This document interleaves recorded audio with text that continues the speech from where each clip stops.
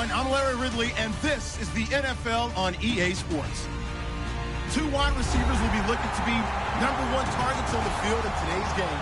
It's Bryant's Cowboys going up against Nelson's Packers. The opening kick is straight ahead, so it's time to turn it over to my colleagues, Brandon Guyton and Charles Davis with the call. Gentlemen. This place first opened way back in 1957. We are inside legendary Lambeau Field here in Green Bay. Today, we've got a good NFC matchup on tap between the Dallas Cowboys and the Green Bay Packers.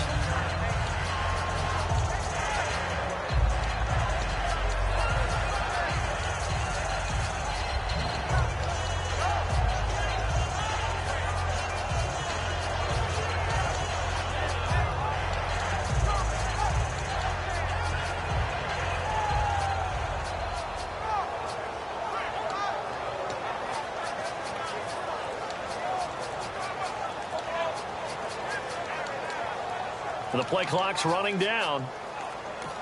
Now with the play clock down to 2, we're going to get a timeout here. They'll have 2 remaining as we step aside here in this first quarter.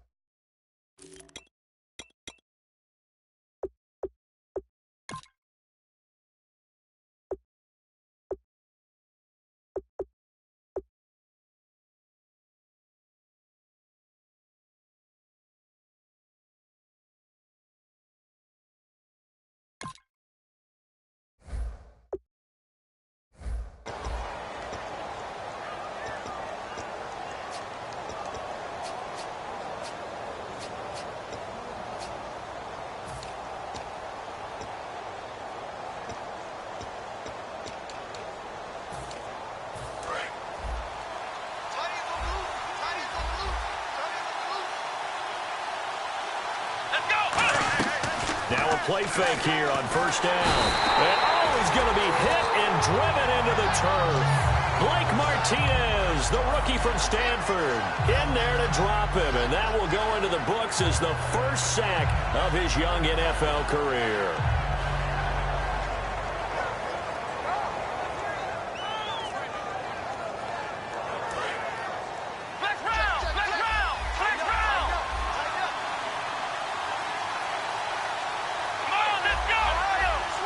Looking to jam the receivers at the line here. Press coverage look defensively. Now Prescott. And Bryant's got it over the middle. And they're going to get this one all the way up to the 35-yard line. They were ready for what the defense was showing. They had prepared for that look, recognized it, went straight to the air, got the first. Well done. Love the recognition because you can prepare for everything. You can watch the tape and put together your game plan, but you still have to understand what they're doing in terms of what they're showing and be able to adjust accordingly, and they did exactly that. Okay, starting lineup time offensively, Charles, for the Dallas Cowboys. And how about them at number 4 in the 2016 draft? Big needs on the defensive line. And they go with the running back. They go star power. They went star power, but Ezekiel Elliott, in a lot of ways, was exactly the right decision. When they had winning success in 2014, they did it running the football. Elliott can do that for them again. Now, after the completion, we're going to get a timeout, an injured player. While the training staff takes a peek, we'll take a break. So after that big gain, let's see what else the offense has up its sleeve. The first down carry by Elliott. And that play will go nowhere. Losing yardage back near midfield at the 49. So a loss of 5, and it'll be second down. There's so many times during camp and practice that you get bored as a player doing regular drills. But how about that shed and skate drill right there by the linebacker? You do it each and every day. Get the blocker away and get into the backfield and make a big-time tackle. That's what we just saw. Quick hitter here. It's complete. And the stop here will come at the 38-yard line. They get 11 back on that one. It leads to third down. That was a nicely run slant route, and what the receiver's trying to do is make the defender think he's going upfield for a deeper route, and and then breaks it off, usually after about 3 to 4 steps, and cuts towards the middle of the field. And now what he's trying to do is use his body to keep the defender away from the football and get the quarterback a really nice target.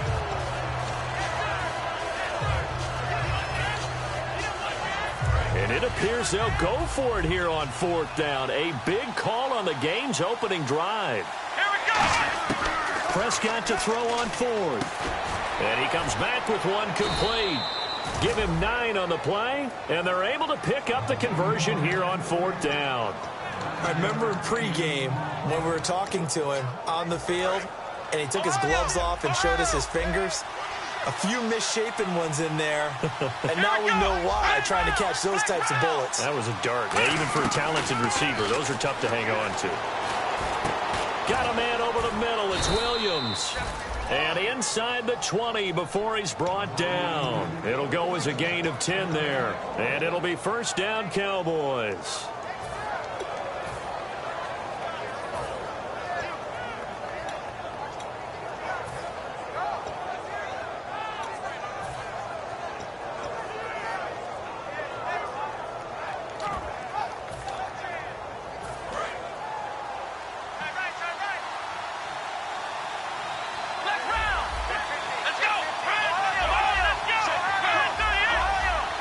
They'll need to get the play off quickly.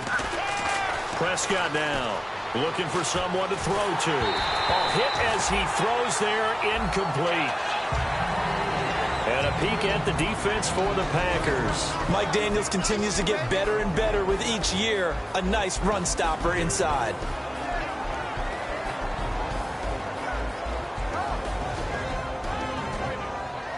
And this seemingly endless drive continues.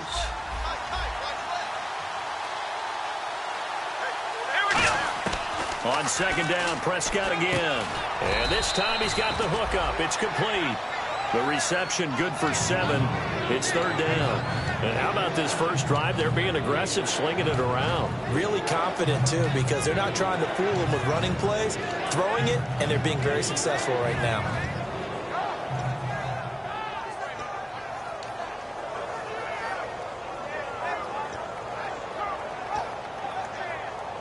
How about this opening drive? Play number 12 now. This is 3rd down. Here we go! 3rd and short yardage. Prescott.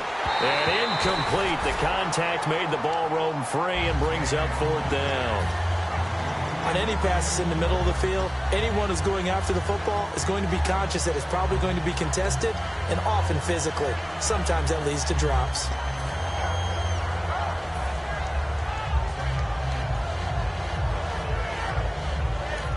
Now hold everything here. We're going to get a timeout by the offense. And that's their 2nd charge timeout here in this first quarter. They're down to 1 remaining.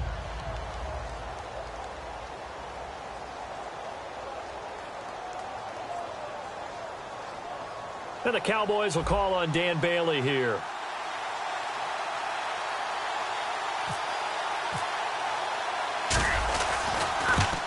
And Bailey able to knock it through.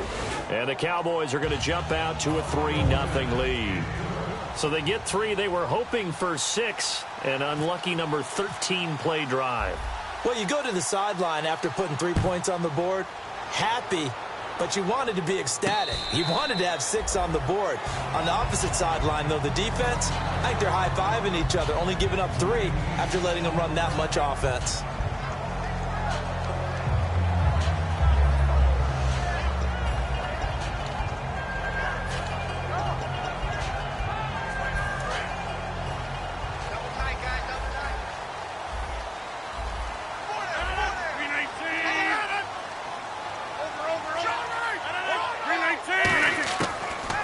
Now on 1st down. He's going to air it out right away. And it drops down incomplete. Thought he might have had it. Instead, 2nd down. And a wide receiver to watch in this offense, certainly Jordy Nelson. And most defenses watch him run past them. Jordy Nelson can run every route in the route tree and take it to the house. Back to the air on 2nd down. It's Rodgers. It's a screen pass. That's complete. So the screen good for only 2. Now it's 3rd down. And now the defense for Dallas. When at his best, Orlando Scandrick is one of the top nickel cornerbacks in the NFL.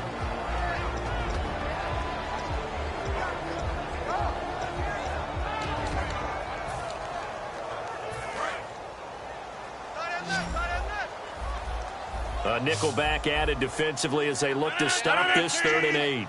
They'll send the tight end Bennett in motion. Throwing is Rodgers on 3rd down. And he couldn't hang on to it through the contact. Incomplete.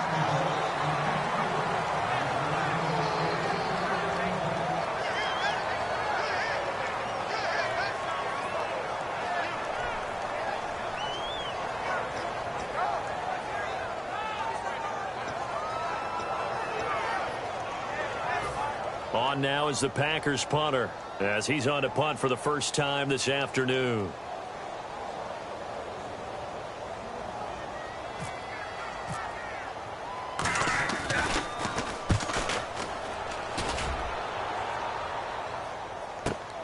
Oh, nice move. Fighting through. That'll be put in the books as a 53-yard punt. And the Cowboys will take over the football with a 1st and 10. And now Dallas gets set to take the field. And last time they got 3 points, but it was a chip shot field goal. And when you go to the sideline after a chip shot field goal, maybe the offense not too happy. It's a balancing act, isn't it? Because you're exactly right. They're none too pleased that they didn't punch it in for 6 points. But they also have to remember they did put points on the board. 3 points is 3 points. And in this league, you take points when you can get them. Not easily done. Call it no gain on the play, and it'll be 2nd down. And as a defensive end, getting off the ball quickly, swarming to the football, making a tackle, that's what we saw right there. Yeah, that's what their job is. And really, a lot of the time, they have to throttle back a little bit in the run game because you know those defensive ends, they're like in a sprinter stance. They're just headed straight for the quarterback. That was good recognition on that play to hold them to no gain. 12 yards there as they move the chains. Quick pass play there on the slant, Charles. Works out well for the offense. The offense loves it. The defender hates it. Hard to get through the body of the receiver to get to the football trying to cover a slant. They'll come out in the pistol. From the pistol, here's Elliott. And some room to work. Ezekiel Elliott gonna take it the distance. And he does take it in for the touchdown, but a flag on the field, and I don't think this is going to stand. Yeah, don't put the points on the board just yet. So now the offense is facing a 1st down and 20 after that last mistake. They come up in an offset eye. After the penalty, it's Elliott. And he is met at the line of scrimmage, and he goes down right there. It's a loss of a yard there, and now 2nd down. While we know that the identity of this offense is to throw the ball, they've got to run it every so often, and for no other reason than to tamp down the pass rush. They can't let them just tee off and get to their quarterback.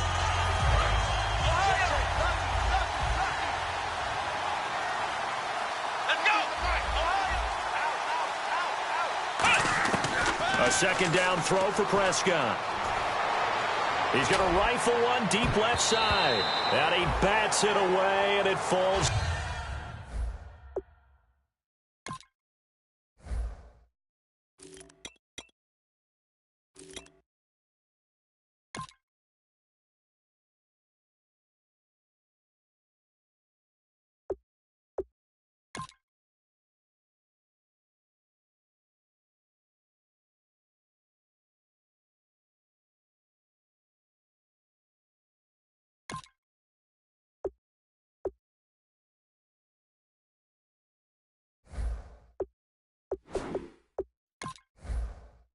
Down, incomplete.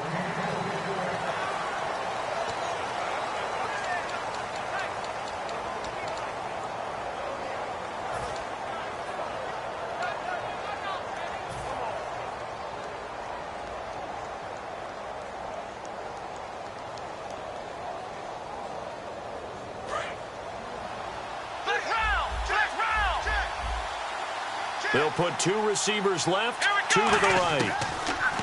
Prescott to throw it. And he comes back with one complete. It's a gain of 11, but they're still well short. It's 4th down. So the Cowboys will punt it on 4th down. As on is the veteran Chris Jones to kick it away. So much about this game is just understanding situations and then having to execute, isn't it? Guard the first down sticks. Don't let them get there. And they rallied and made the tackle.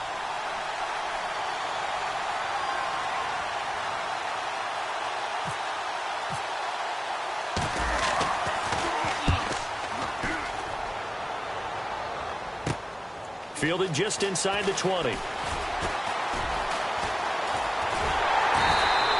very nice job on the run back there. He'll get 23 yards all told.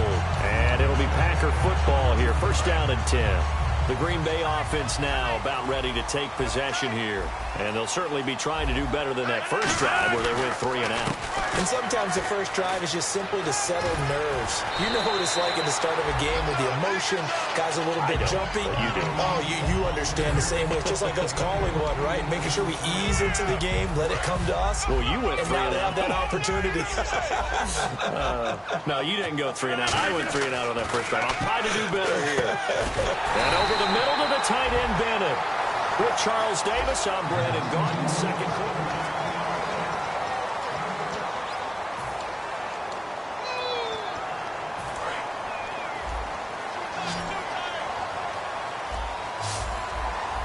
They come out with 1 back and 3 tight ends. That's complete to his tight end. This is Lance Kendricks. It's a pickup of 19, and it'll be a Green Bay 1st down. There are so many things to watch for when you play defense, and reading your keys, you always hear about that, and having your eyes in the right place. Sometimes your eyes can fool you. How about that play action there that sprang the big guy, didn't it? Able to dump it over the top to him.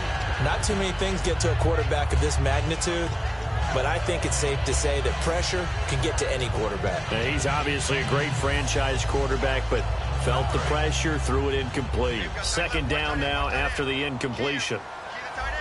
They come out here in the eye. On 2nd down, they'll try and run the counter. And he is going to lose yardage here. So he loses 3 yards there. Now 3rd down.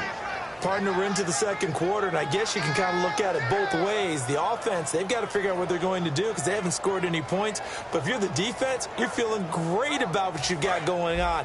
The only concern you have, if you get to the half, what adjustments will the offense make to try to defeat you?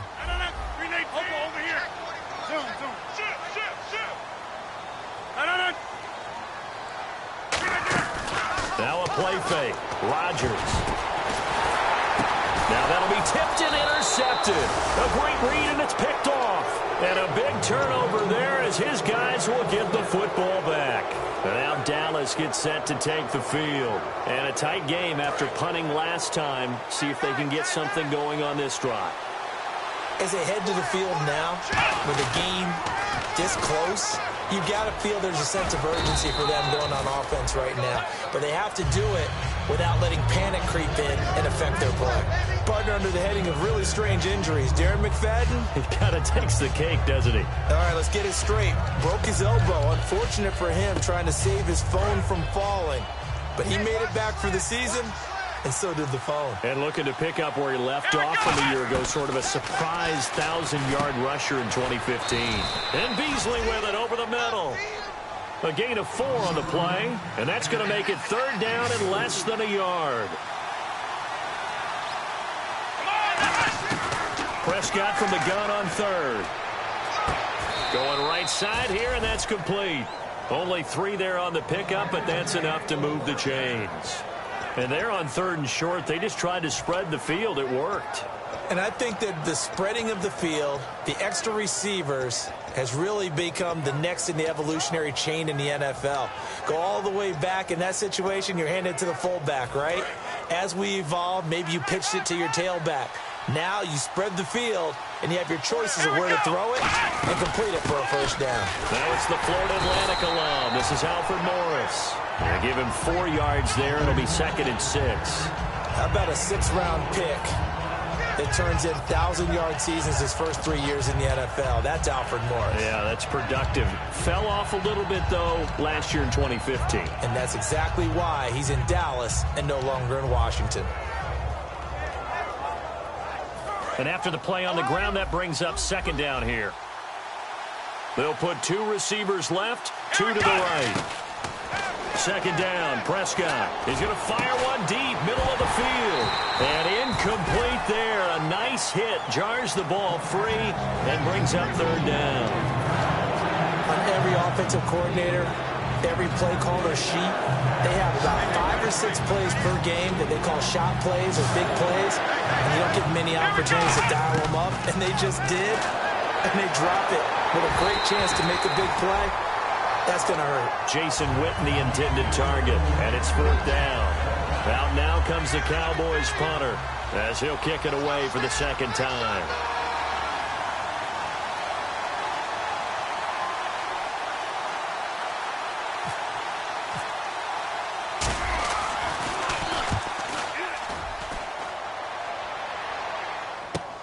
This will be fielded at the 17.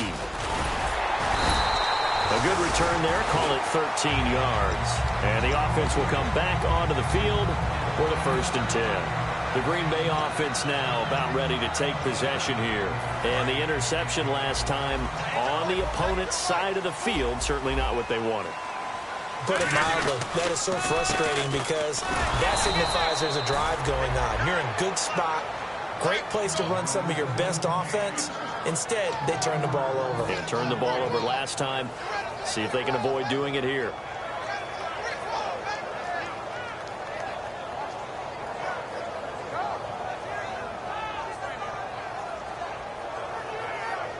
So now 11 yards to go for this offensive unit. It's second down. Now Rodgers throwing on second down. The left side throw complete to Adams. A nice pickup there of 11 yards, and it'll move the sticks. It's a nice completion, a little bit of run after catch as well to create the yardage that they got. But it is so tough to cover that route, the drag route, because they run it at varying speeds. Because the key is to create hesitancy on the defender's part. Always so empathetic for those DBs, aren't you? And it pops free. The collision there jarred the ball loose and brings up second down. Maybe just a lack of concentration there as he couldn't haul it in. And when you're going across the middle like that, you know, he's running that drag route, you are conscious of all the bodies and the traffic in there. But let's face it, if you're going there, you might as well come down with the football and absorb whatever else happens after that. To throw, it's Rodgers. Over the middle, that's caught by Adams. A good gain of 14 there, and it moves the chains.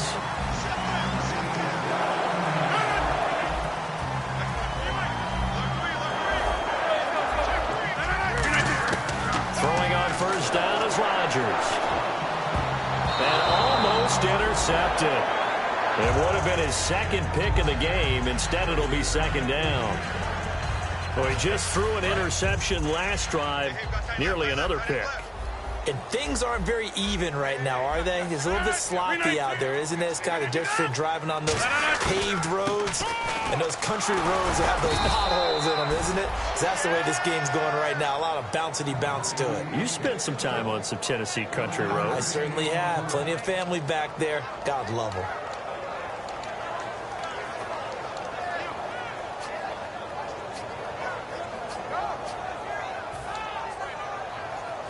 And now on third down, they'll need to get it to the 36 to pick up the first.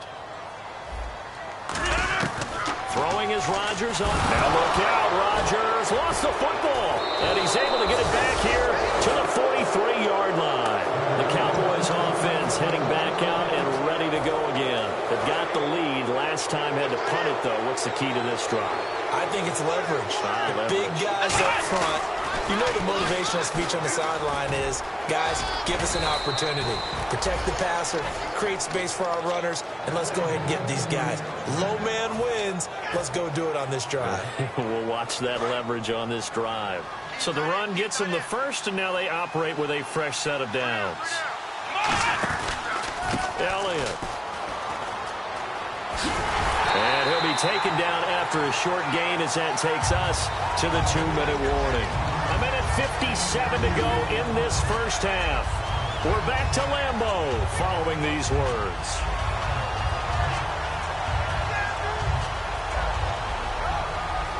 Second down, 8.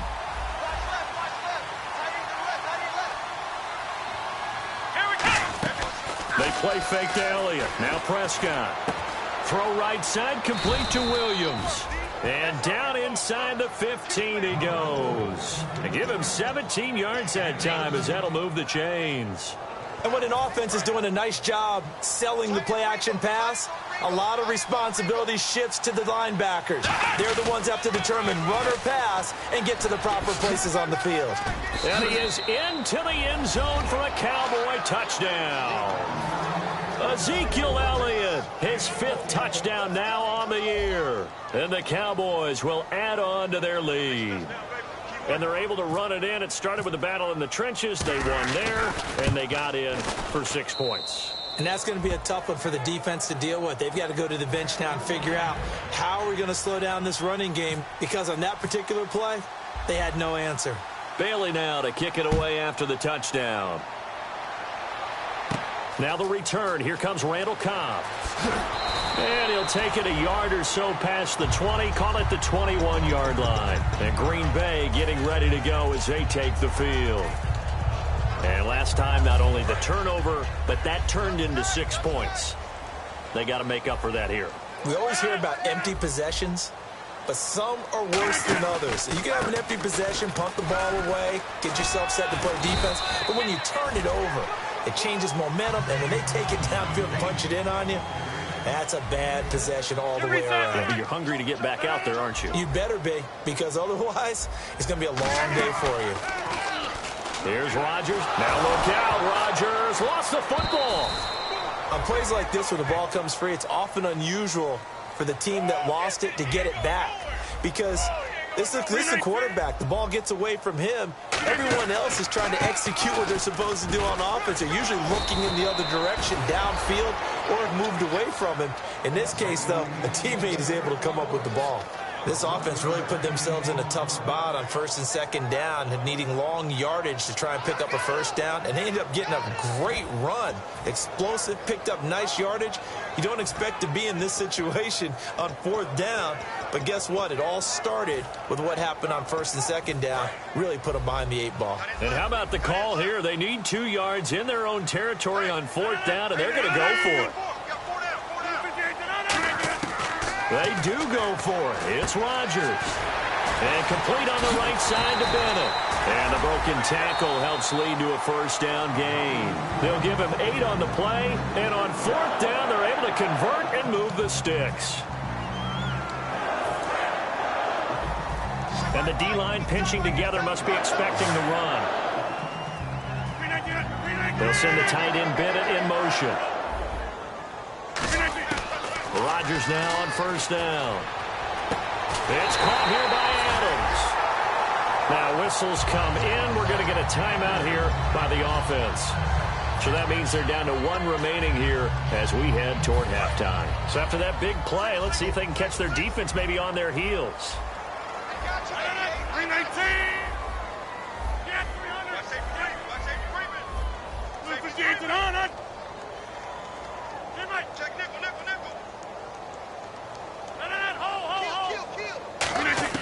Rodgers now on 1st down. And he's going to be out of bounds down to the 25. Give him 18 on that one. And the Packers are going to have a 1st down. Let's make this one simple.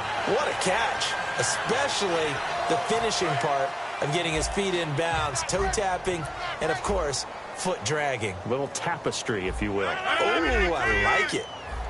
26. No.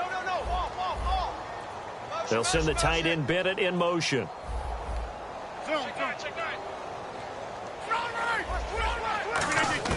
On 1st and 10. Here's now look out. Rodgers lost the football. Now hold everything here. We're going to get a timeout by the offense. And with halftime on the horizon, they'll be out of timeouts from here forward.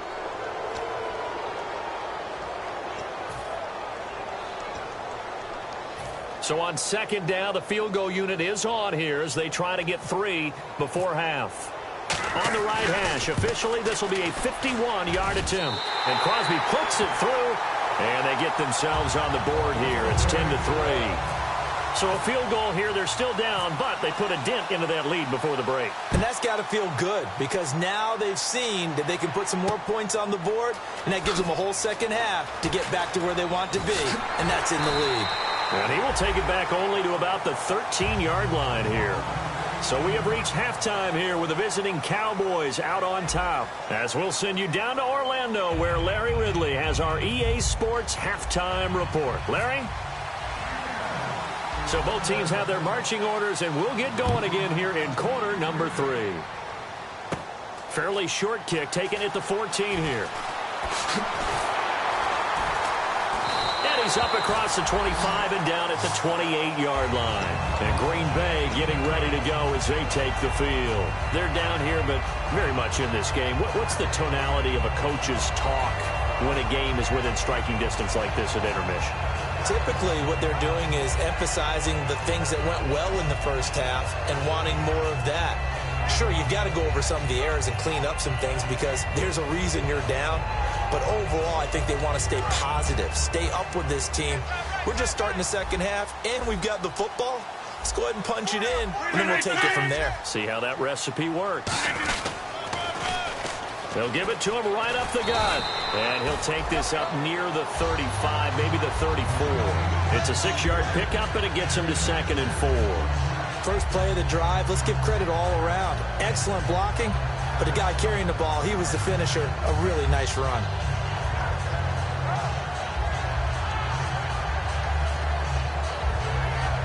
See if they stay on the ground for 2nd down.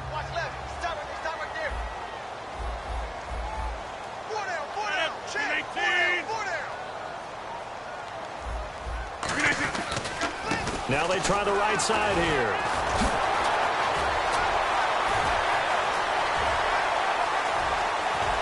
And they do finally get him, but he takes it to the 25. It's a big play there for Green Bay. 41 yards. And now a 1st down following that long gain. They come out here in the eye. Adams, the man in motion left. Now a play fake here on 1st down. Into double coverage, and it's intercepted. A great read, and it's picked off. First possession of the 3rd quarter, an interception, so maybe a second-half tone setter. Indeed, and not the tone they wanted to set. That's the equivalent of running out the wrong door and running into your pool instead of running out onto the field. A real dud for that one. Has that happened to you before? No, but I've heard stories about teams actually doing that back in the good old days. Again, we'll see the pistol here. Here we go. They'll try and get the running game going with Elliott. And he is going to lose yardage here. That's going to go as a loss of 6, and it'll set him back for 2nd down. Partner, I think the easy thing now would be to just abandon the run and start throwing the football at all costs. But I've been in so many games where it doesn't work running the ball, and then something pops, and now you get something going. I'm not so sure to just abandon your game plan this early in the second half.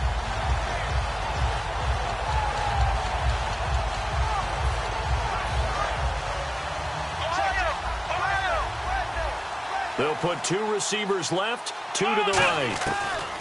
Prescott now on 2nd down. And he's got his man out of the backfield. That's complete. They call it a gain of 19, and it moves the chains.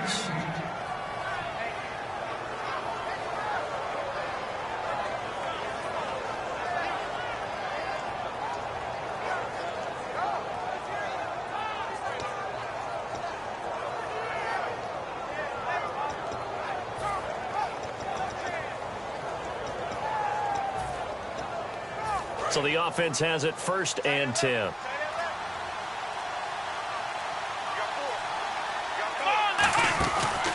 On the counter, Elliott. And he'll be taken down just shy of midfield. It's a 6-yard gain on the ground, and that'll make it 2nd and 4. And 3rd quarter here, you've got the lead. This is where that strong run game can really benefit you. Stayed in bounds there, kept the clock going. I like all the points you just made there. And if you throw the football and it's incomplete, Now you've stopped the clock, and you've helped out the guys on the other side of the ball. So keep it in the hands of those runners, keep moving it, keep grinding clock. Now Prescott. Oh, the ball comes out on the hit, but they'll say it's incomplete. The man with over 1,000 catches, Jason Witten, the intended receiver. And it's third down. And the offense looking to pick up the first down after the second down incompletion. Let's go!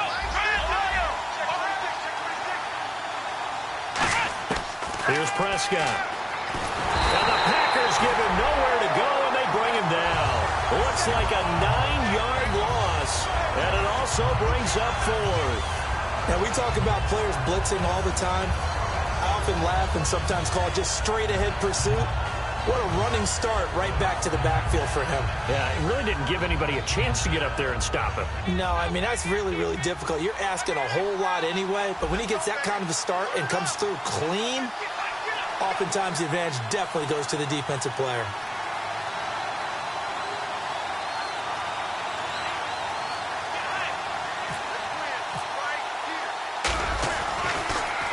He gets this one away, and boy, it's another boomer.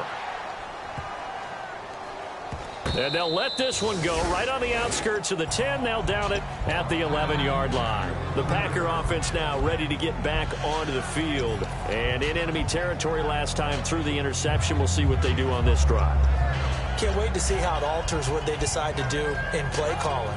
Do they continue to throw the ball? Do they want to lean more on the running game? It'll be an interesting sequence of plays that they've got coming up. Does it often affect the play calling with the interception? How much does that change what you do? I think it does depending on why the interception was thrown. Sometimes it's just a matter of the defense made a great play, so you continue to come back.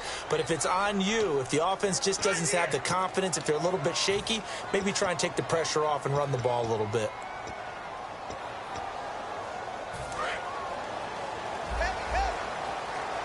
Possible run anticipation here as the D-line sandwiches together. Looks like the defense in press coverage here. Now it's Rodgers.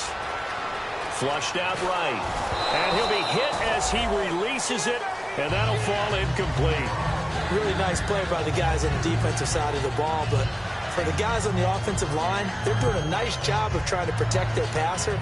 But when a guy hops in the air and goes airborne to try and knock one away, it's difficult because you can't reach out and grab him. That'll be a holding penalty. So all you're trying to do is make some type of a play on him, make some type of contact to try and get his arms out of the sky. And the slot man goes in motion left.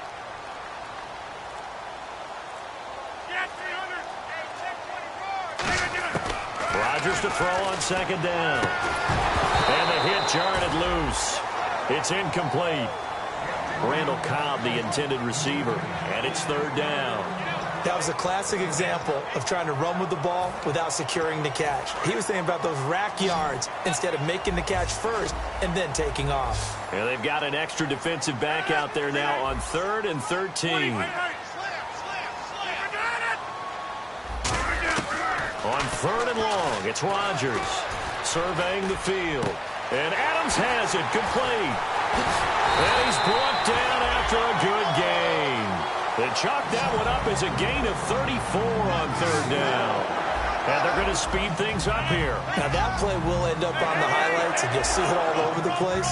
But what you won't see, the offensive line that bought the extra time, that allowed for the big completion downfield, those guys made that play possible. 7 yards, the pickup on the pitch and catch.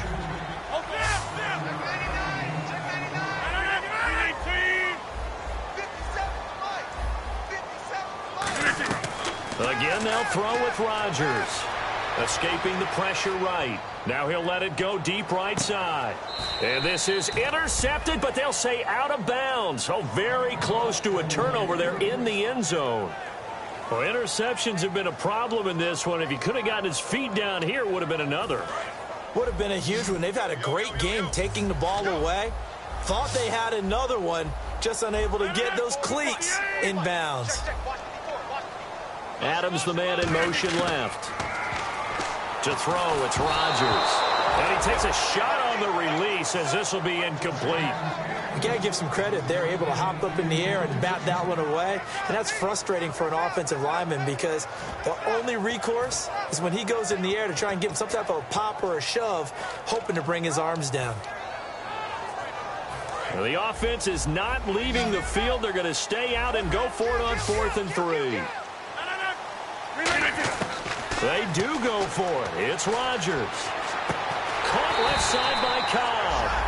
And able to pick up the first across midfield to the 47. I don't know if I agree with that. I guess they don't care if I agree with that.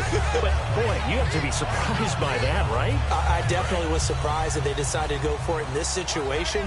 But they must have either felt like they either had a great play call on or they're trying to show extreme confidence. They'll run it now out of the gun. And an alley to run. Past the 20. And he gets this one all the way down inside the 15, just shy of the 10. A pickup there of 36. And it'll give the Packers a first down. So after that big gain, let's see what else the offense has up its sleeve.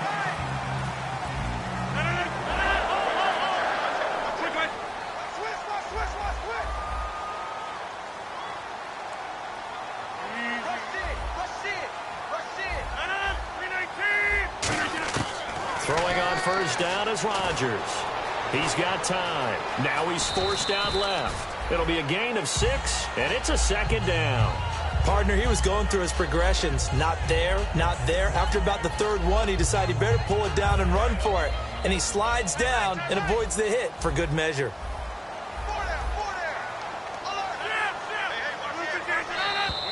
Now whistles here, flag down.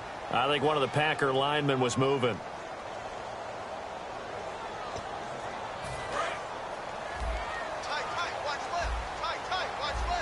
Shift together here from the D-line.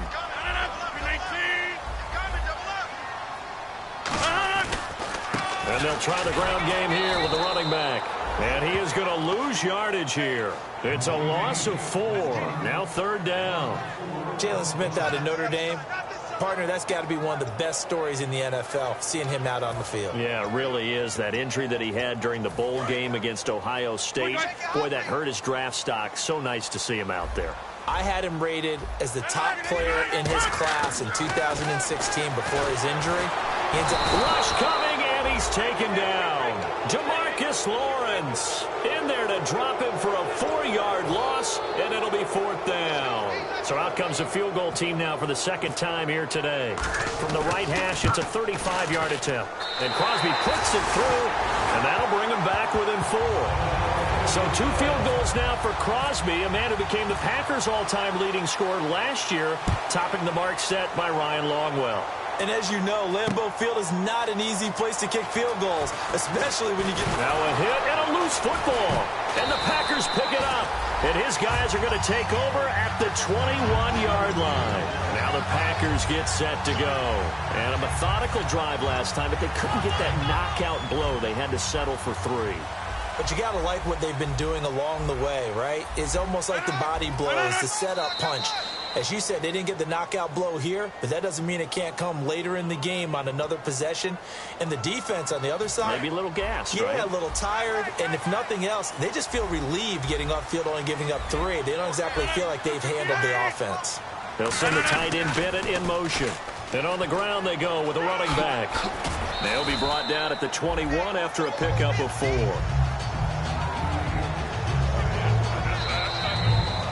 Back now at Lambeau. It's the Packers who have the football, but in need of points as we begin quarter number 4.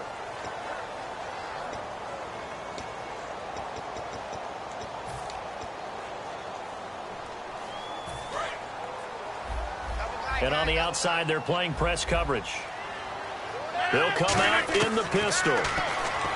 Here's Rodgers. He's going to flip one out here to his running back. And he'll get him inside the 15 down to the 14-yard line. It's a gain of 7, and they're going to face a 3rd down. They're going to hurry back to the line now. Rodgers going to try and throw on 3rd down. And Rodgers intercepted a 3rd time. A great read, and it's picked off. And a big turnover his guys will get the football back. So out come the Cowboys now as their offense gets set to take over. They're out in front. Last time they had to punt it away. We'll see if they can add to their lead now. They don't want to go out and punt it away again. This team now wants to get a cushion, put people away. They want to run their offense and have it end up in the end zone. And a nice gain of 21 yards. You got to feel a little bit for the defense there. They've done a terrific job all day long holding this guy in check. But that might have been the run to break things out for him, maybe turn things around. Now he's going to have some confidence, and maybe he'll get to his normal yardage. Another carry for the rookie Elliott. And very little daylight there. He'll get a couple up to the 44. Tackle made by Demarius Randall. And in this situation with the lead fourth quarter, they're liking keeping the ball on the ground, I'm sure. That's just smart football, but you know the defense has to know it as well. They've got to stop them here. So now we're going to see that loading the box in a big way. 6, 7, 8, 9, whatever it's going to take, puts a little bit more pressure on your big offensive line. On second down, McFadden. And the play goes nowhere. Losing yardage back near the 40 at the 39. On offense, the guy that you want to have the best eyes on the field are your quarterbacks. They can see everything pre-snap, and then, of course, as the play develops. On defense, oftentimes it's the linebacker. And on this play, his eyes took him right to the ball. Then he made a nice tackle. Third and long for Prescott. And this is going to be incomplete. He was looking for Terrence Williams that time. And now it's fourth down. Now comes the Cowboys punter. He's been terrific so far. Averaging 50 yards a boot so far as this one's away. And he didn't quite have the backspin on that one. It hits at the 4 and continues into the end zone. It's a touchback. And Green Bay getting ready to go as they take the field. And 3 interceptions in this game. And I would have to think, I wasn't a quarterback, the number 4 is kind of, oh, you're like, oh, man, I can't throw 4. No, what's interesting is what do the coaches decide to do now? Having thrown 3, do you alter your offensive strategy? Do you take the ball out of his hands and maybe turn to the running game? Or do you have that supreme confidence that he's going to turn things around? We'll see what they do. A pretty good coverage there, and both of these defenses, they've had good coverage throughout this one. No doubt about it, and in today's NFL, where we're used to a bit more scoring, this feels almost like a well-pitched game in baseball on both sides, where the tension continues to build. Who's going to make the big play? Call it a gain of 4, and it'll leave them with a 3rd down and 6 to go. Defense thinking pass. They've got the nickel set out on 3rd and 6. To throw is Rodgers. He's just going to dump this one off to his fullback out of the backfield. That one goes for 13 yards, and it moves the sticks. And they pick up a 1st down, and that came out of the fullback position. But as you and I both know, that doesn't necessarily mean that's a fullback playing in that spot. Well, times have changed, right? The old school fullback doesn't really exist anymore. We're not getting that same player out of college with all the spread offenses, not very many pro style, where you actually have a true fullback. We're having to make do in the NFL and put guys in that spot who emulate it but aren't necessarily that position. They go play action here on 1st down. He couldn't quite hold it. Got hit. Ball pops out. Incomplete. And he's certainly not a guy that drops that football very often. Indeed, because that's a bit of a surprise. I know he's in the middle of some traffic and people, bodies all around him, but he usually has the focus to haul that one in. Hurry up. Shift.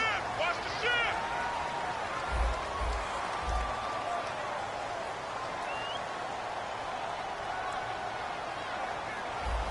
Check 30. Check 4. 358. Right. Check. 319. Rodgers will try again on 2nd down. And over the middle to the tight end, Bennett. And he'll be taken down, but not before he gets into enemy territory. Obviously, this has not been a banner game throwing the football.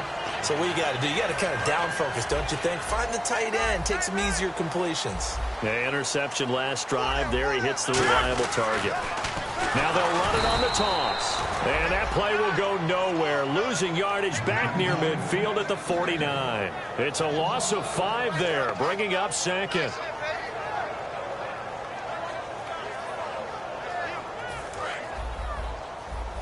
And some changes here as the D-line separates some. Reset. On second down, here's Rodgers. And incomplete there. A nice hit. Jars the ball free and brings up third down. Even in today's NFL, when we think of the tight end position now as really a glorified wide receiver, we're still asking a lot of those guys. They have to block as well, and every now and then, they don't come down with the football. And he goes in motion here in the backfield.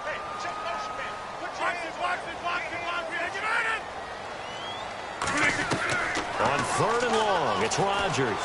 He's got time in the pocket. He's got his target. It's Cobb.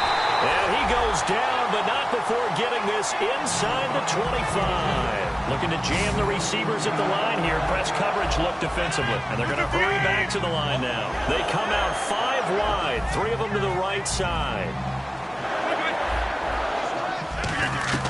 Throwing on first down is Rodgers.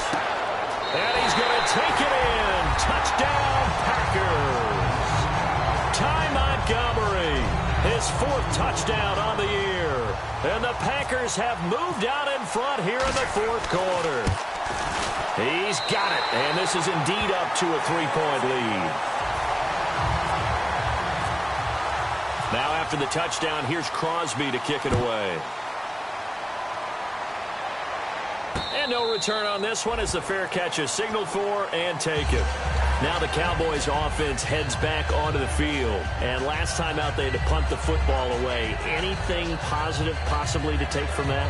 There always is when you're punting the football away. It doesn't sound like it because you're giving it up, but you've avoided a mistake. At least you didn't turn it over. You didn't turn it over, right? You're giving your defense a chance because you're punting the ball away, and they're set to go on the field as opposed to sudden change after a turnover. Wow, now we got to go out there and stop people. So, yeah, there's always something positive to be gained from it. How many times do we say in this game that speed kills, and it does it in so many different ways? In this case, you got a back who's quick and shifty, can make moves, make people miss, but also gets to and through a hole before it can close down. That's some of the benefits of that speed, not just outrunning people in the secondary. That led to a really nice game. Some runs are blocked so well, you almost forget that someone has to carry the ball to gain the yardage. The leverage by the offensive line to create space up front, really well done. Now it's Morris. And he'll fight his way forward to about the 48-yard line. Only a yard on the pickup there, and it'll bring up a third down. And now they're in the hurry-up. Like any team, they would have loved to have had more yards on that run, but it looks like they just want to get to the 2-minute warning and see what they want to do after that. And they pick up the first down there with a gain of 4. Oftentimes we think of those tough yards as grinding yards that a running back has to pick up. How about the tight end there picking up the first down in that situation? That's what he's there for, right? Big fella, get it to him, let him fight off some people and pick up the necessary yardage. Time for a break. We'll come back, see what transpires after this.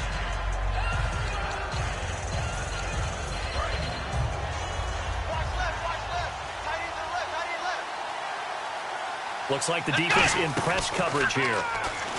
Back to throw. Wide open receiver complete. And the play goes for 19 yards. Gives him a new set of downs. Love the call by the offensive coordinator, recognizing the situation very well, calling for the play-action pass, and completing it.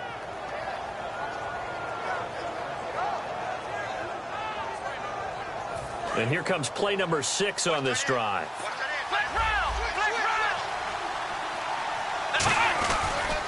They'll pitch it out to Elliott. And nothing doing. He's immediately taken down at the line of scrimmage. No gain on the play there, second down. So nothing there. I don't know that that's all in the back, though. You got to look at blocking there, don't you? I would agree with that totally. At some point, they have to win at the point of attack. Instead, it's the defense getting it done again and holding them to no gain. Back to throw. His throw caught at about the 5. 18 yards there, and it'll be a first and goal. And he's the epitome of what we call the move tight end, a guy that you can line up anywhere, in the slot,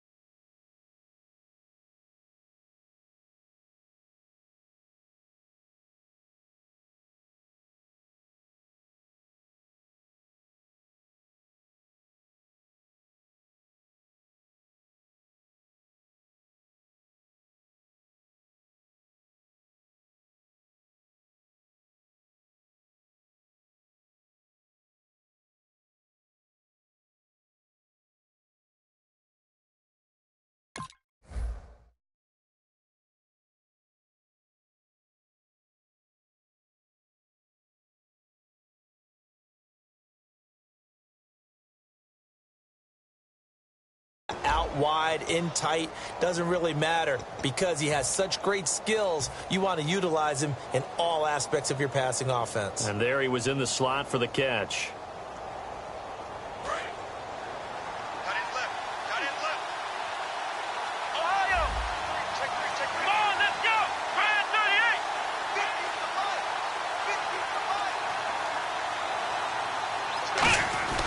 This is Morris. And he will push his way forward down to about the 3-yard line. It's a gain of a couple, and it'll be second and goal. And the offense moving quickly to the line. And now a timeout coming from the defensive side for the Packers. It's just their first. They've got 2 more to use here in the final stages.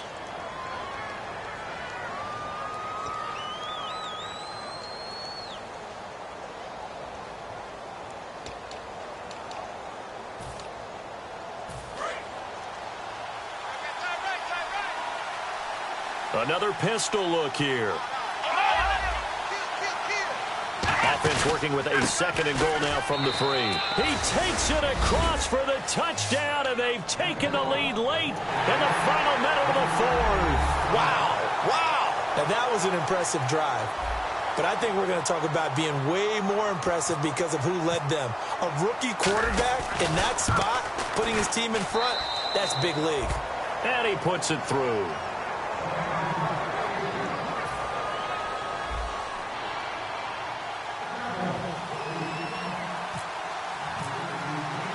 Bailey now to kick it away after the touchdown.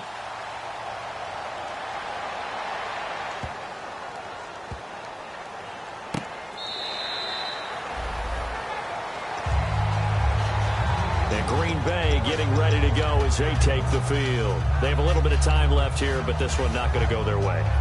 And this is where, in this situation for me, you just go ahead and run out the clock, shake hands, congratulations, and move on. Because now, you're not going to make up for what's happened during the game in this last sequence. We'll see what they do here in this last sequence. He'll look to throw.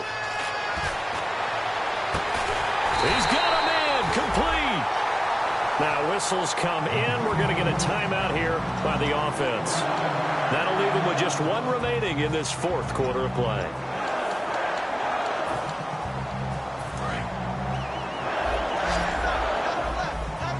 They come out 5 wide, 3 of them to the right side. 58.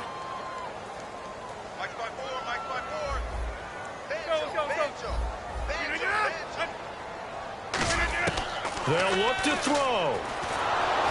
Hit as he throws there, incomplete. Well, that plays a statistic that's going to go on the defensive team stat sheet. Won't necessarily reflect in ours, right, the overall game sheet.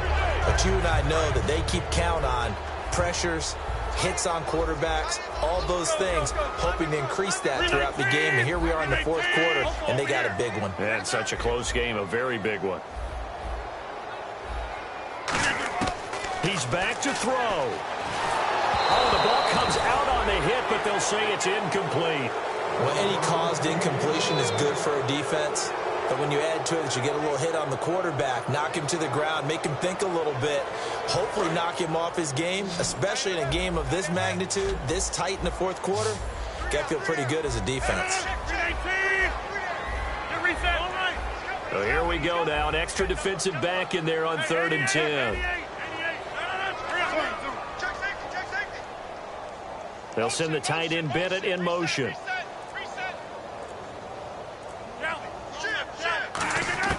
Back to throw, Rodgers.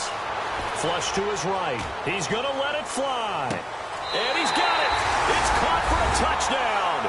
And they have taken the lead here in the final seconds. And my friend, drama as they get the lead here in dramatic fashion in the final moments of this one. The only way they can win, find a way into the end zone as the time was dwindling. Defense knew it, still couldn't prevent it. Now an important extra point here to stretch this lead to a field goal.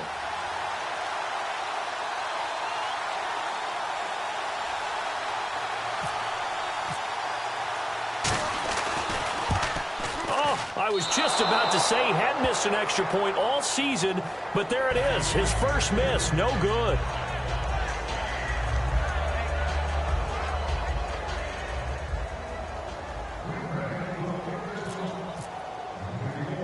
Now after the touchdown, here's Crosby to kick it away. Very short kick. This will be taken by one of the up men. And they're going to start this drive in pretty good shape as they get it up past the 30. Well, this one, partner, was fun down to the very end. They got the points late, right before the whistle. Then the ensuing kickoff. They were hoping for magic on the other side, but couldn't get that spark. Fun if you won, and fun for us because we got to watch it and call it. That magic that you were talking about didn't occur at the end, but what a game all the way through. So for the Packers, it took a while, but they finally get that first win after 4 straight losses. And they'll get to stay put for a few days as they'll host the Chicago Bears next week. Meanwhile, for Dallas, the loss will drop them to 4-2 on the year. And now they'll head to the bye week as they'll be back in action in Week 8.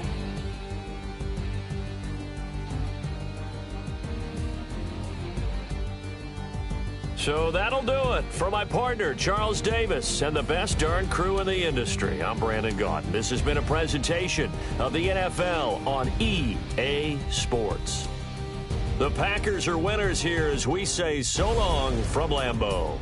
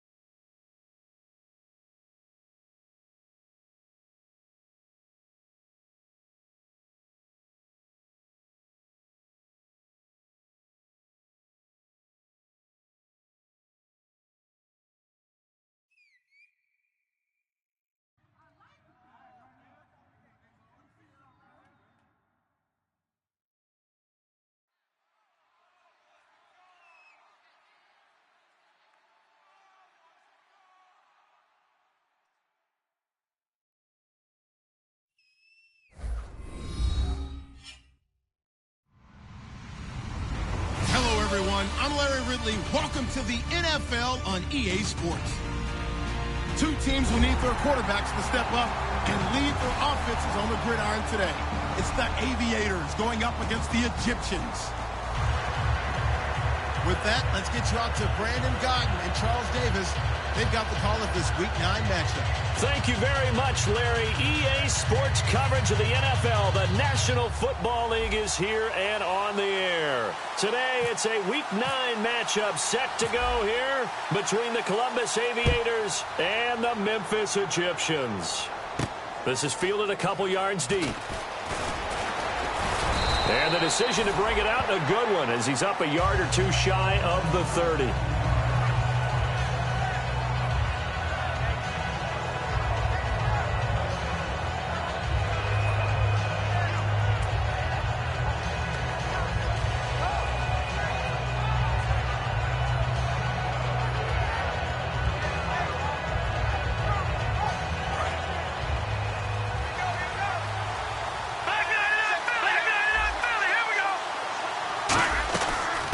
They'll run it now out of the gun. And he gets this one just shy of the 40. They'll mark him down at the 39. Smart approach there, using the run to pick up the first. And that was a defensive setup they prepared for this week, knowing that keeping it on the ground was the best way to attack it. And that means also that they're able to read them pretty well. All the things they prepared for, when they get to the line of scrimmage, they see it in pre-snap recognition and know exactly how to attack based on their planning and preparation. They'll run it now out of the gun. And he takes this up right near the 45-yard line. 7 yards on the pickup there, and it'll leave him with a 2nd and 3. So much of the game today, we're looking for hybrid players, guys who can do a combination of jobs. And anyone who plays a strong safety position, now more than ever, is a hybrid-type player. Half defensive back that covers passes and half linebacker that makes tackles. We just saw the linebacker make that play. No gain on the play that time, and they'll look to convert on what will be a 3rd and 4. And the Buffet boys, the O-line, hopefully they're ready today. Listen, you got to feed them first. But if you do, you usually get a great product out on the field. And when they play well, the quarterback can't wait to feed them afterwards. Give him 6 yards, and they do convert on 3rd. And that's understanding where the markers are, because it's not just running to them. Because on the catch, you can actually be pushed back before the first down. It's getting past it and allowing that opportunity to drift back towards the first down line and still having picked it up. Really well run. They'll run it now out of the gun. Officially no gain on the play, and it's 2nd down. And let's look defensively at the starters. Marcus Peters is a former first-round pick who has great anticipation and tremendous ball skills. Here we go now. Back to throw now on 2nd and 10. Throwing left side, it's complete. 6 yards is the pickup, and that'll lead to a 3rd down. And when you're playing a quarterback with some experience and some moxie, you enter the danger zone when you decide to blitz him, because if he's able to diagnose as he did on that play, he can hurt you downfield. He reads defenses so well, doesn't he? He really does, and the best part about that play for him, I don't think that was his primary target. I don't think so either. I think he had the read, figured out where the blitz was coming from, and went to a secondary target for a really nice gain. A gain of 19 and picking up the first. He went full scale, loose, flexible, finding a way to catch the ball in some traffic for a key first down. Yeah, really a nice job of adjusting to the ball in the air. Not the most accurate of throws, but able to adjust and make the grab.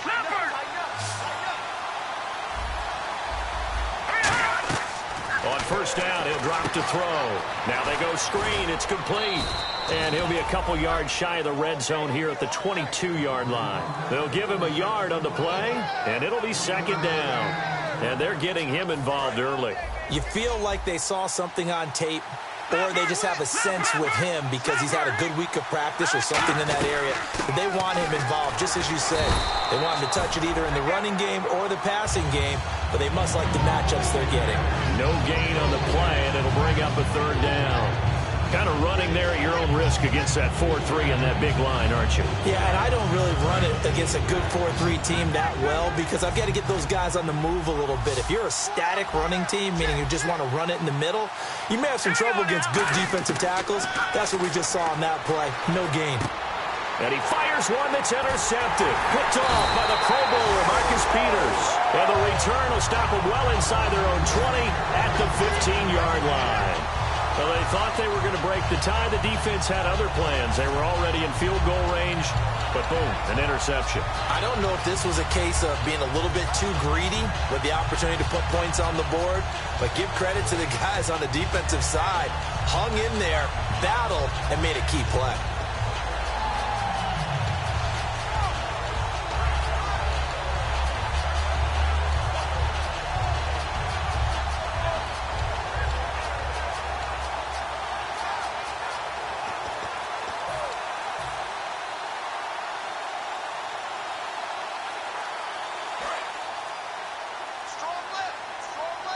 Play clock winding down. They come out here in the eye. Now they'll run it on the toss. And he'll go down after losing yardage at the 10. So a loss of 5, and it'll be second down. As I watch that play unfold, stereotypes were being broken left and right. As a corner, you're often back there guarding against the pass. But how about that diagnosis and read and getting into the backfield and making a nice play and a tackle?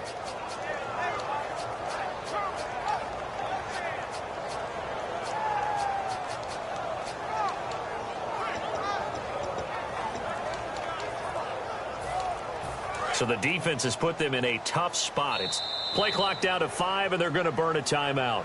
They'll have 2 remaining as we step aside here in this first quarter. And they're definitely showing blitz here. 4 down, 4 down. Here we go. On second down, Lynch. He rifles one that's intercepted. A great read, and it's picked off. And they take over already 5 yards deep into the red zone at the 15-yard line. They told us repeatedly earlier in the week in our meetings, we need some plays from our defense here on the road early. They got one. And don't think they were above all week long pointing out to their defense that the other defense is rated higher than them. You going to let that happen, guys? Is that how we're going to play? And they responded to the challenge. And he takes us down to about the 12 for a gain of 3. I do know from experience that when you slow down someone's running game, you're not doing the dictating on defense. And guess what? Now you're getting ready to tee off on their quarterback because they have to throw it all the time. But you still have to be alert for the draws and other plays of that nature to make sure you don't get hurt. They'll run it now out of the gun. And they'll go backwards here, losing yardage to the 14. He lost 2 there, and it's third down.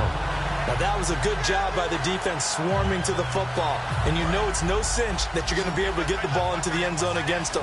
They're number 2 against the run. So what's an offensive coordinator to do? Check your playlist. They'll set up a throw, and he can't come up with a pick. Nearly his second of the game. Instead, 4th down. Now on 4th down, out comes the field goal unit here. He's not exactly had a banner start to this game. We're still in the first quarter. He's already thrown an interception, and that should have been the second one. And his kick is indeed good, and that'll make it 3-0 here in the first. So after the pick, they can't capitalize for 6, but they do get 3. And I know in this situation, most of us want to focus on the offense. You know what side of the ball I played on. Let's give that defense a lot of credit, taking it over in a sudden change situation and shutting them down. Now this offensive unit ready to see what they can do here. And last time wasn't pretty. One play and an interception. We'll see if they can do better. I want to see if they want to go ahead and throw the ball again now on this drive after what happened on the last one. Throw it on the first play. Give the quarterback some confidence. See what happens. And he'll get this one up to the 26. It's a pickup of 4, and it'll bring up second down. And a lot of the weight of this offense falls on the shoulders of the running back. That's because the offense knows if they give him any openings, any opportunities, he can turn it into a big play at any time. Lynch looking to throw on second. Looking middle, and it's incomplete.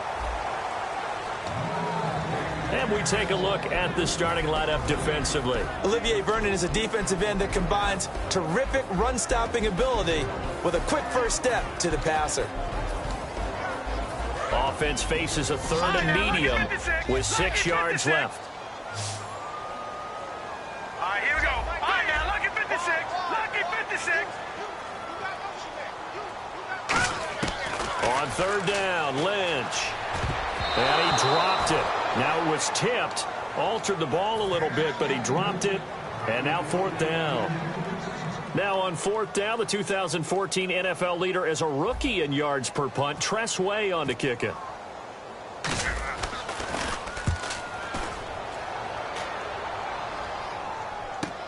This is taken at the 18. A nice job on the return there, 16 yards. And out will come the offense as they take over. Now this offense ready to head back out there. And they're not going to play this conservative, I don't think. They had the field goal last time, and they're up, but they're looking to put a drive in the end zone. Oh, I agree with you totally. No one goes out on the field and says, all right, let's just settle for 3, except in certain situations, trying to ice a game, that sort of deal. Most of the time, it's end zone, and that's what you're thinking, and I believe that's exactly what they're thinking as they begin this one. Yeah, no quarterback ever goes out there saying, hey, let's get 3, right? Not one that I've ever met. And on 2nd and 10 now. And on the outside, they're playing press coverage. And 2nd and 10. He'll go under a heavy rush, and down he goes. A well-designed corner blitz that gets him for a loss of 8 yards. The game plan for any defense is finding ways to make a quarterback uncomfortable in the pocket. When you bring pressure from all angles, you never know who's going to get home.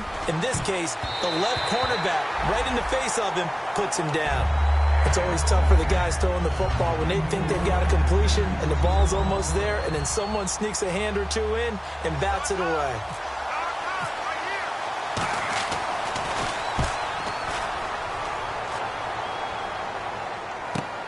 They'll look to set up his blockers. Still on his feet. A great return there of 22 yards. And possession will switch hands, 1st and 10. So out now comes the offense back onto the field. And last drive, 3 and out. Still a goose egg on the scoreboard. How do they break that goose egg? They've got to find a way to get the ball in the hands of their playmakers, get them some space, and try and make a first down. Taking it right down Broadway. And all the way in for the touchdown. A big play there. His 5th touchdown now on the year. And his guys have taken a first-quarter lead. And sometimes those slants, they can be so tough to defend after the catch. It just happens so quickly. And really, what gets set up there is how quickly everything happens. Ball's out of the hands of the passer in a hurry, and he just takes it and goes. And he went all the way into the end zone. That'll be taken in the end zone. And he'll get it up to about the 26-yard line, just across the 25. And now back out comes the offense. And on the last go-around, they really couldn't get anything going. They had to punt from deep inside their own territory, which means you're going to lose the field position battle as a general rule. What they're looking for now is a little more consistency, move the ball at least a few times on offense, get a couple of first downs, and hopefully flip the field. Yeah, just something to build off of. That's what they're looking for here. Alongside the former defensive back, Charles Davis, I'm Brandon Gaudin. It's Columbus football as we begin quarter number 2. They face a 2nd and 7 to start things out. Completed pass play. Now let's see if they go back to the air or to the ground. Now a shotgun snap as they'll look to throw. And he gets this up across the 35 before he's out of bounds. And they talked about how important the passing game was going to be against that defensive look. Good job there going to the air for the first down. It's all about preparation. It's all about planning. And then it's about execution. So they put it all together in practice. Okay, this is what we think we're going to see. This is how they get to it. And then when the game comes, read it and attack it. And he'll give it here to his running back. Nowhere to go that time. He maybe got a yard up to the 40. The Pro Bowler is a rookie, Marcus Peters, there on the stop. Tough day, tough sledding right there, and it's been that way the entire game. Not a whole lot of room to ramble for him. Yeah, you're right. It's been that way all afternoon. Didn't get a whole lot better there. Second down following the run. Looking to jam the receivers at the line here. Press coverage look defensively. They'll set up to throw. And he fires one that's intercepted. A great read, and it's picked off. And they'll set up shop right near midfield at the 49-yard line. And here now the offense heading back out there. And following that long touchdown pass, a one-play drive last time, to see if the defense, you know they're ready. They don't want that to happen again. And you would have thought they would have been ready the last time. I mean, that's what you work on all the time. Make sure that no one gets behind you. That's the cardinal sin of defense, not giving up the long pass. They did. Let's see how they adjust. That's going to go as a loss of 7, and it'll set them back for second down. Well, anytime it's a toss or a pitch play, it's a battle for the edges. Who's going to control the edge of the line of scrimmage? In other words, can the defensive guys hold their leverage? What we were always taught was keep your outside arm or outside shoulder free if you were playing on the play side, meaning the ball coming towards you. And anyone coming from the backside, they're pinching down and sliding down towards it to try and keep people kind of locked into one spot. And, boy, what a great defensive play there. Worn out leverage, running to the football from the inside out, turned into a big loss of yardage. And able to push his way forward here for a good little gain. 5 yards is the tally on first down. That brings up 2nd and 5. And that's exactly what you want on a first down run. Pick up 5 yards, bring up 2nd and 5. The defensive line, though, they've got to figure out a way to out-leverage the guys up front because the offensive line is winning at the point of attack. And he'll be brought down at the 21, just shy of the 20 in the red zone. Face mask penalty, and Charles, you were a defender. You know sometimes in the heat of the moment, it's hard to keep your hands away from that face mask. Sometimes you just get out of position as a defender when you're trying to make a tackle, so you end up flailing away, and your hand gets into the wrong spot. On the dive, here's the fullback Crosh. And he will maneuver his way down to about the 7. A gain of 3, second down. A good solid game there on first down, but the defense has to be happy they didn't let it pop for anything bigger.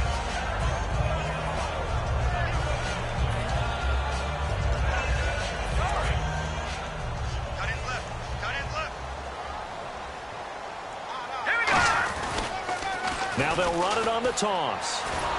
Trying to get out wide, but he's going to be tackled right near the line of scrimmage. And they'll lose a yard that time, and that's going to lead to a 3rd down.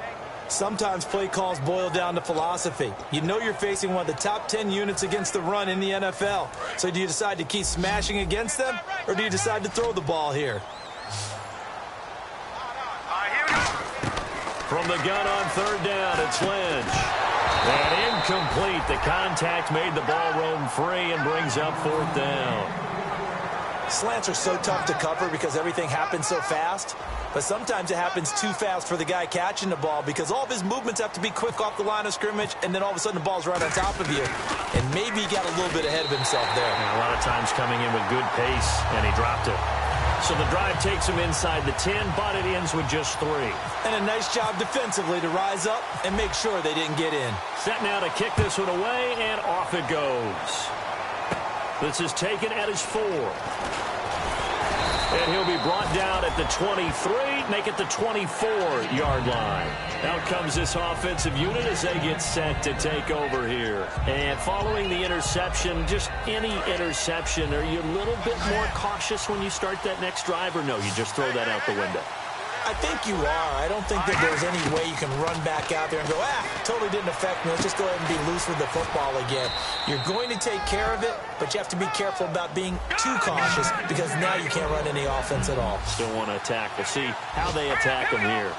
An ex-teammate used to tell me all the time, I hate experienced quarterbacks because no matter what, you really can't hide what you're doing. And I think that right there, he knew right away where the blitz was coming from, where his primary guy was going to be, and he ended up going to a secondary target for a nice game. I was just going to ask you, that wasn't the primary target. He's so good at that, isn't he? I think he knew right away that he wasn't going to get to his primary guy. I think he read that as soon as he got to the line of scrimmage, knew where the pressure was going to come from, and said, I know how to beat that. And that's what he did. Oh, he's got a man wide open, complete.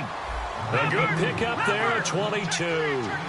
Well, clearly one of his advantages as a passer is his height, sit back in the pocket, fired over the middle. That makes things tougher defensively, doesn't it? It really does because your goal is to move the quarterback off his initial spot when he gets his drop back completed. But when you have that type of height, he can stay in there. If he's willing to take the hits and just fire over the top, which saves him time and actually completes a play a little bit quicker than it normally does for a quarterback who has to slide and find open space to throw. 2 minutes remain here in the first half. Back to the booth right after this.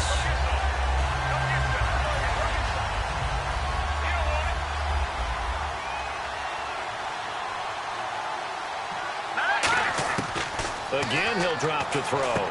And he will find his man on the outside. That throw good for 4. It's second down. Never make the mistake that the slot receivers, especially the little guys like we're watching here, are just quicker than fast. A lot of them combine quickness and speed, and they catch a lot of footballs, as we just saw there. And that one was knocked away, and I think the defender's going to be a little upset with themselves. They made the play on the football, but that one felt like a forced pass by the quarterback. Thought he had someone open. He really wasn't. Maybe an example of having too much confidence in his receiver that no matter what, I'm going to throw it to him. And that was a play made by the defense, and it could have been a bigger one. They come out 5 wide, 3 of them to the right side. Back to throw again. And he can't hang on to it. Nearly picked. He's known for his hands defensively, but instead it just brings up 4th down.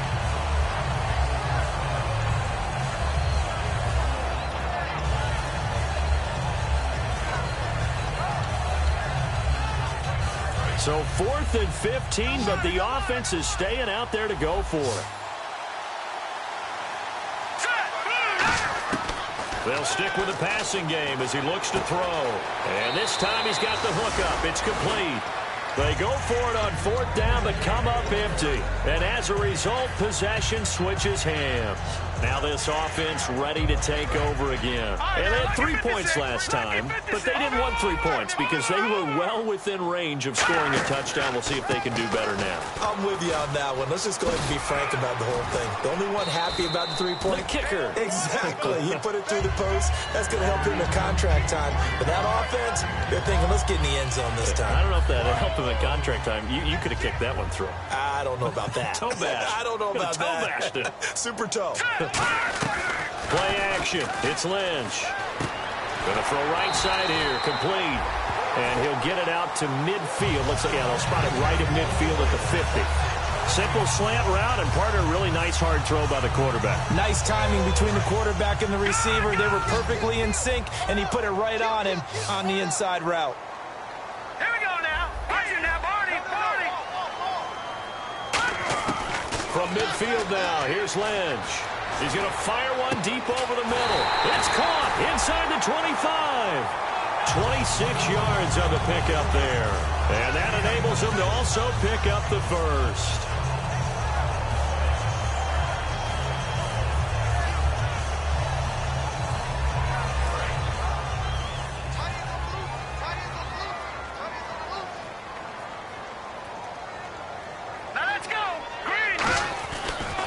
Now they'll run it on the toss. And he's going to fight his way forward here for a modest gain. 5 yards on the carry. Good pickup on 1st down. Now hold everything here. We're going to get a timeout by the offense. So that means they're down to 1 remaining here as we head toward halftime.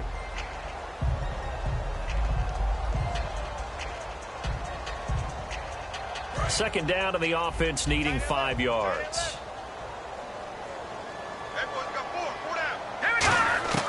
Lynch looking to throw on second. Oh, he almost had it. Already with 1 interception, just missing his second there.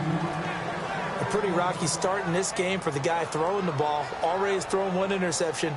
Almost threw a second one right there. All he's doing right now is giving the defense a whole lot of confidence.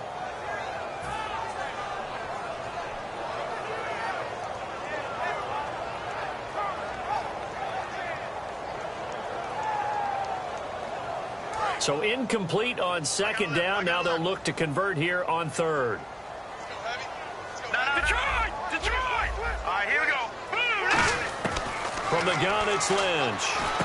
That's going to be caught at the 10-yard line. It's a 10-yard gain there, and it sets him up now first and goal. Would it be safe to say that as precise as routes are supposed to be run in the NFL, maybe they're not quite as... He rifles one that's intercepted. A great read, and it's picked off. And he will be brought down as time is now run out on this first half of action. So we have reached halftime with a touchdown. That's the difference on the scoreboard. As we'll send you down to Orlando as we check in with Larry Ridley and our EA Sports Halftime Report. Larry?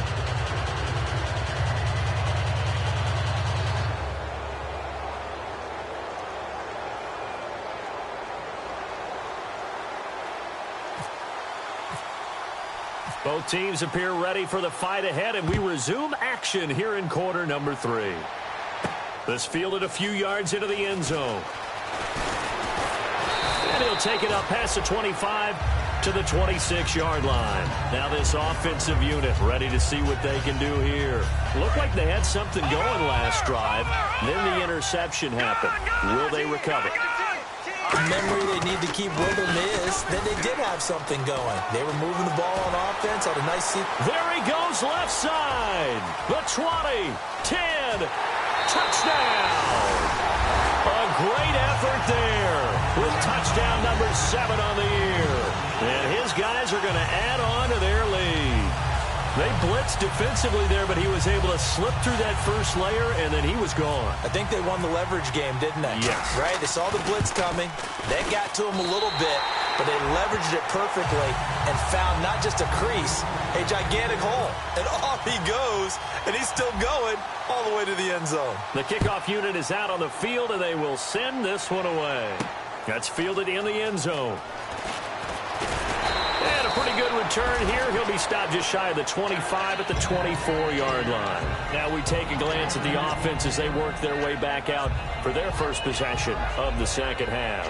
They trail offense, first time to touch the ball in quarter 3, and we'll see what they can do. And I can't wait to see what they have planned, because some teams script to start a half. Other teams just go, okay, these are the sequence of plays we want to run. These things worked well for us. And sometimes they throw in that big chunk play right away. Shocker. Try and get after them early and try and create a big play to give themselves some momentum. See what they have up their sleeve.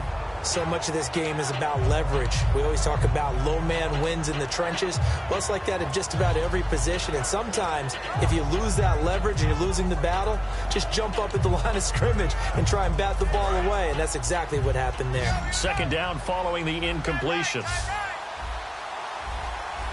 Here we go now. Out of the gun, they'll look to throw. And he comes back with one complete. And he's brought down, getting this one up to about the 35. And that's one of his advantages of a passer, is it not? With his height, setting back there in the pocket, firing it over the middle, he can really see everything clearly. It is, and I know that other quarterbacks get it done different ways, all right? You don't have to be his height to make a great play. But what he does is he takes away having to make those slide steps in the pocket to find angles to throw the ball through. He just throws right over the top of it because he can see everything, and sometimes that saves time and gets the ball to a receiver quicker. And after the play on the ground, that brings up second down here. All right, here we go. They're going to look to throw. And it's a short one here, complete to his tight end. 6 yards is the pickup, and that'll lead to a third down. Looked like the screen pass was taken away there, and that was a nice job of improvising, but it's not normal. Usually when the screen pass is taken away, you're taught to just throw the ball at the ground at the feet of the receiver so that you don't get it intercepted and just start over, but he ended up finding another receiver. They'll put 2 receivers left, 2 to the right. They'll go to the air here on 3rd and 2, and he's got his man on the out route. It's a 7-yard gain there, and it's good enough to move the chains. And Brandon, from our time in college football, where receivers weren't running the traditional NFL route tree, one thing they did learn, find open areas, find soft spots, and set up and catch the ball. And I think we just saw that there. Yeah, we saw that indeed, picking up the first. They got 18 yards out of that one, and it gets them a new set of downs. They completed the screen, but one of the things you worry about is can the quarterback get rid of the ball before he's actually tackled? So your offensive linemen have to hold up the rushers a little bit because you want to make sure you keep your guy's jersey clean throughout the game. They'll set up a throw, and he'll be hit as he releases it, and that'll fall incomplete.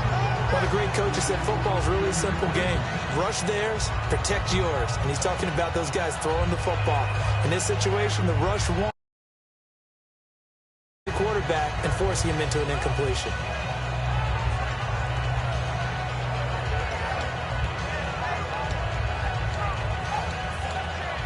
Offense still needing 10 yards, 2nd down.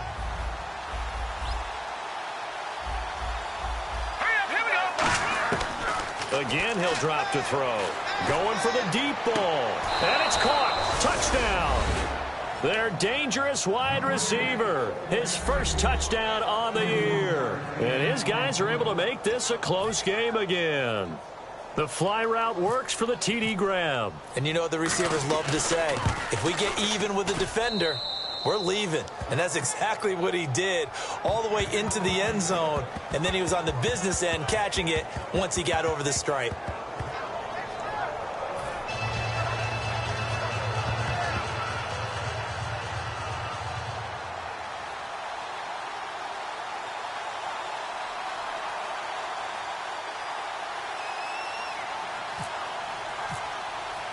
This game back within a touchdown now as the kickoff's away. Short kick. One of the up middle take it now. And they're going to have really good starting field position here as that's taken up close to the 40. Now this offense ready to head back out there. And they hit the home run last drive. One play on the ground all the way to the house. Now the defense, maybe they're expecting a run here. Partner, I love your description because when we talk about hitting the home run, we're usually thinking about a passing play, aren't we? Something in the air, deep ball, but how about them just taking it big-time jaunt. Now if you're coming back out, now they've established this run game, the play-action pass could very well be open. Frustrating for a defense, energizing for an offense. Finding a way to create that type of yardage in your running game, that'll make the guys carrying the ball very, very happy. See if they stay on the ground for 2nd down.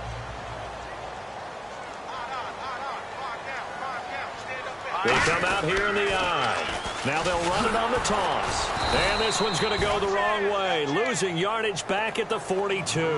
They'll lose a yard, and it brings them 3rd. One of the toughest things for an offensive lineman to learn is the ability to get in space and hit people who are moving targets. And linebackers are not easy ones to hit because they know how to move, juke, and make you miss. And that's exactly what he did on that play. A nice play for the defense. They go play action now. Lynch. And he couldn't hang on to it through the contact. Incomplete. Looked like they had an opportunity for a big play across the middle, but he didn't have the concentration or the focus necessary and dropped it before he could haul it in. So it looks like the offense isn't going anywhere.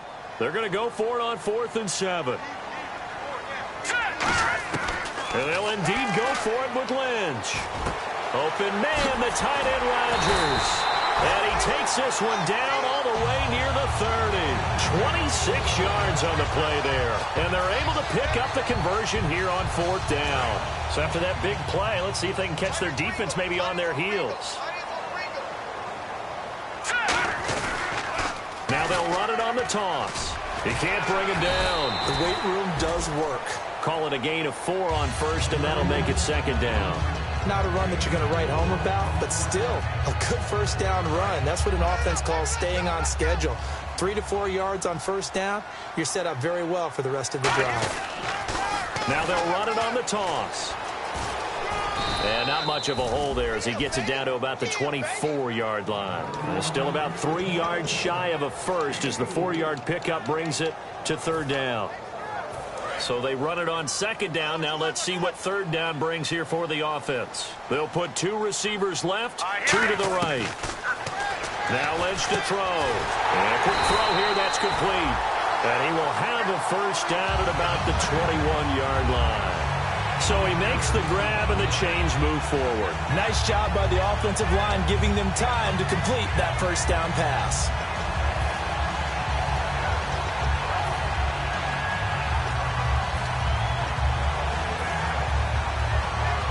And the offense lining up 1st and 10. They'll come out in the pistol. They'll give it to him right up the gut. And this one goes nowhere. Losing yardage back at the 22. That's going to go as a loss of a yard, and it'll be second down. Well, on that play, the expression, don't blink, you might miss something, certainly applied. That was fast. Defense diagnosed the play, and it was over in a heartbeat.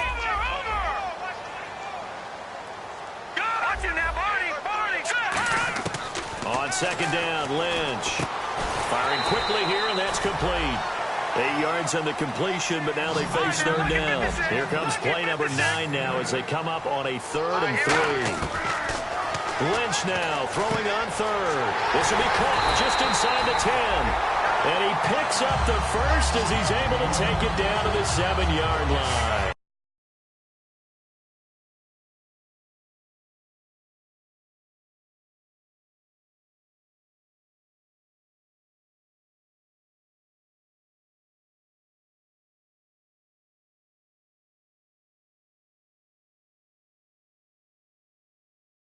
The way that I did, I thought he was trying to get deep. Yeah, that wasn't the first option. No, it came off of that guy, the deep guy, and came underneath on the drag, completed it very well. Back now in Memphis, Tennessee, as we're about ready to rock and roll for the 4th and final quarter. And a really long drive here, and it goes on and on. Again, we'll see the pistol here.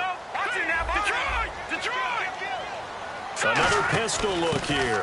Now Marshall. And that'll move him a little closer as he takes it from the 7 down to the 4-yard line.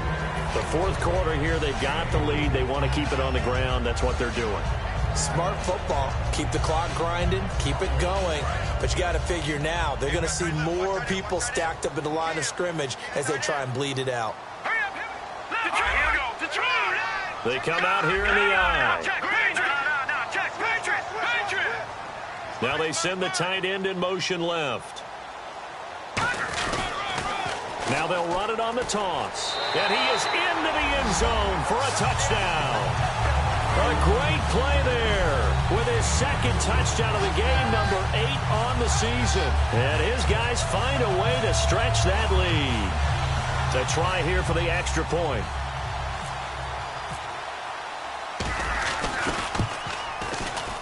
And the lead is up to 14.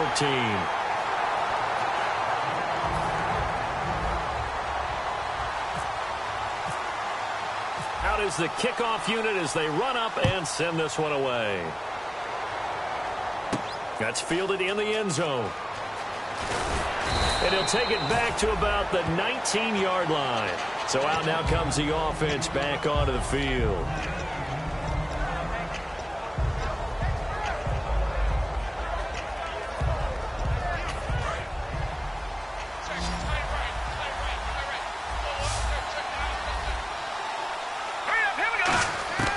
They'll come out throwing here to start the drive. Throwing left side here, and it's complete. And they're able to get this one across the 35. It's a gain of 17 that time. And that'll be good enough for the first.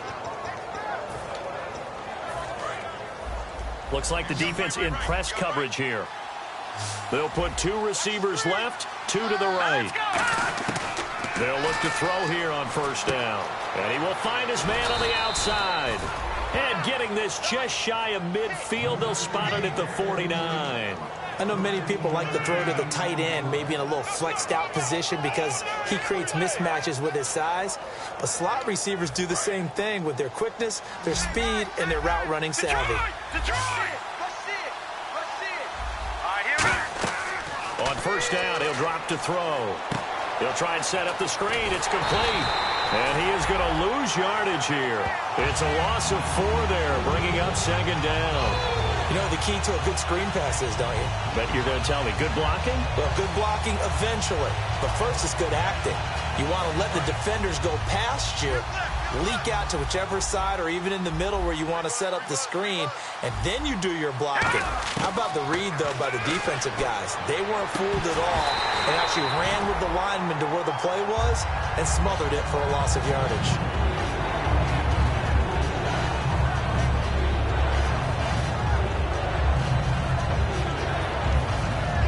Incomplete pass on second down. Let's see what the offense draws up here on third. Here we go now. They'll look to throw again. Finding time. Now he'll be wrapped up around the waist and pushed down.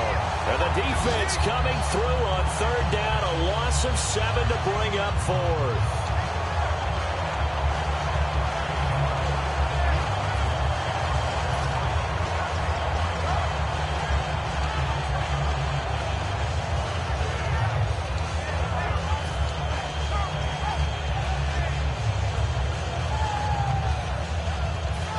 Indeed going to go for it here on fourth down. So trailing here in the last quarter. Let's see how this plays out. Got to try it here. He's back to throw. He's going to air one out. And no, it's incomplete. Boy, it looked like he had it and dropped it. And the ball will go over on downs on the short side of the field. And now back out comes the offense.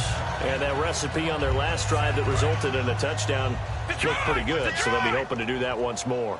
It takes me back to when we sat with the offensive coordinator and the head coach. They felt pretty good about their game plan and thought there were some holes in the defense, and they exploited them the last time out. Let's see if they can come back and put together a similar drive. And we'll see if they can do just that. Call it a pickup of 7, and that'll make it a second down. All right, say it with me now. A lot of different words we come up with. Maybe we go back and forth after that play, getting his toes tapped down to make that catch. Crafty. Yep. Wiley. Oh, definitely. All the veteran names. You name it. Has every move in the book and continued to get better throughout his career so he can make that type of a catch.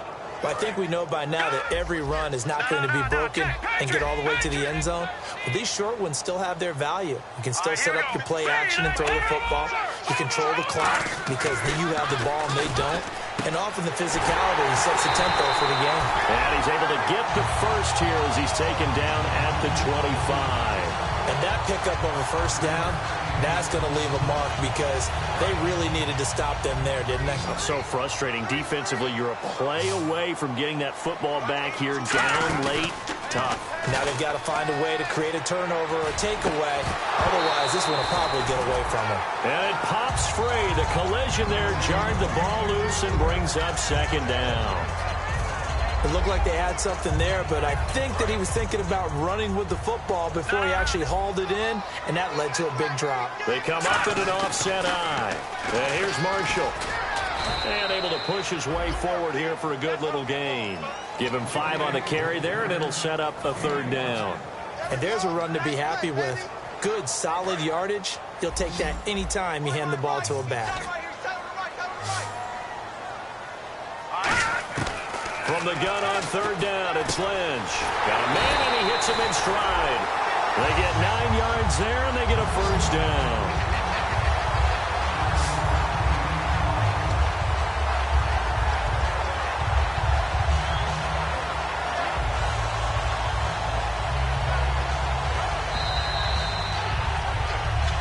Time for a break. We'll come back to wrap this one up after this.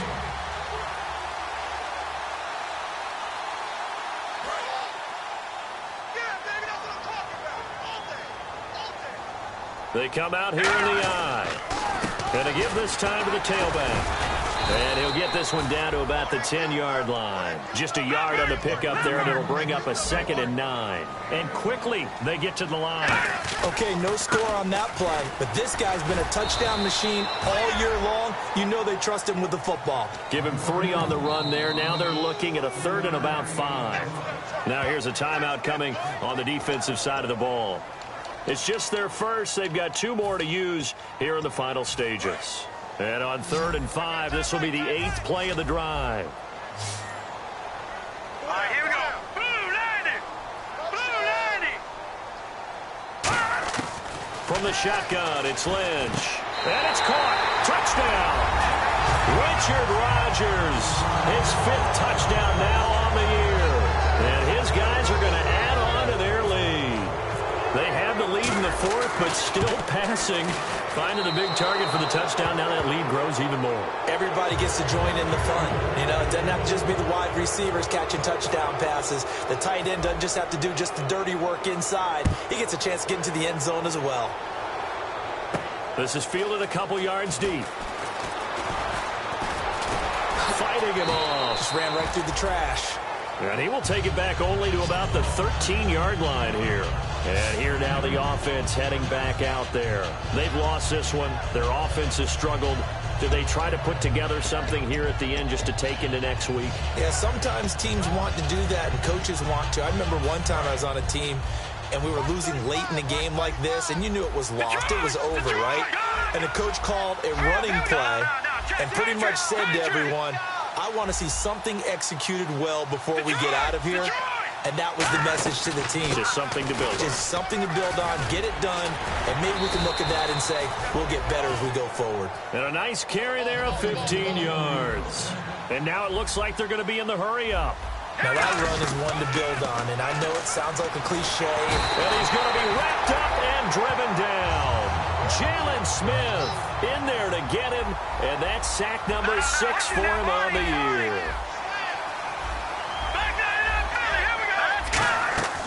Now a shotgun snap as they'll look in trouble here, and down he goes. Back at the 8-yard line. The safety blitz turns out to be a great call defensively as they sack him for a loss of 9.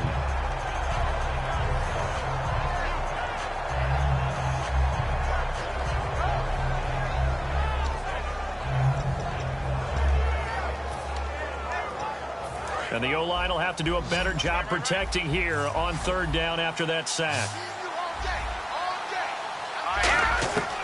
From the shotgun, he'll look to throw. Now a desperation throw. And he's going to be intercepted a 3rd time. A great read, and it's picked off. And they have possession, and they have it at the 38-yard line.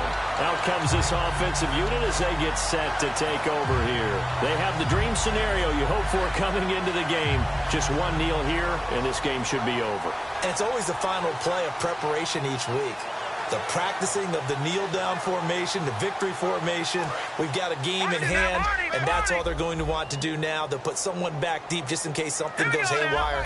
But all in all, take the snap, kneel down, and shake hands. Yes, get out of there. Lynch to throw. Surveying the field. And he's going to be intercepted a 3rd time. A great read, and it's picked off. And this one will be brought back to the 22. Now this offense ready to take over again. They're down big here late. I don't know. You just one last drive here for pride. Some people like to do that. I remember playing for a guy once. We were down huge, and someone said, Coach, what do you want to call? He just waved a hand like, who cares? Let's get out of here and do something some other time. But some teams like to do something at the end to feel a little bit better as they continue to move forward. Yeah, probably just want to put this one behind them. And incomplete here. So that will leave them with 16 on the clock. Well, the pressure, the hits, the sacks have been coming at him all game long. I'm frankly surprised that they haven't found a solution yet to create more time for him to throw it or maybe change what they do on offense. And that's one of the biggest differences in this game and why they're losing right now. And 2nd and 10, he'll look to throw again. Going down the middle, and it's complete. The 30, 20, 10, and touchdown. A big play there. 77 yards. And his guys are able to cut into that deficit. As a fan, is there anything prettier than a well-executed post route? No, it's a thing of beauty, especially when it's done like that for a touchdown. The throw, the catch, and how about the run after to get it to the end zone? Extra point attempt to come here. And that will cut this lead down to 13.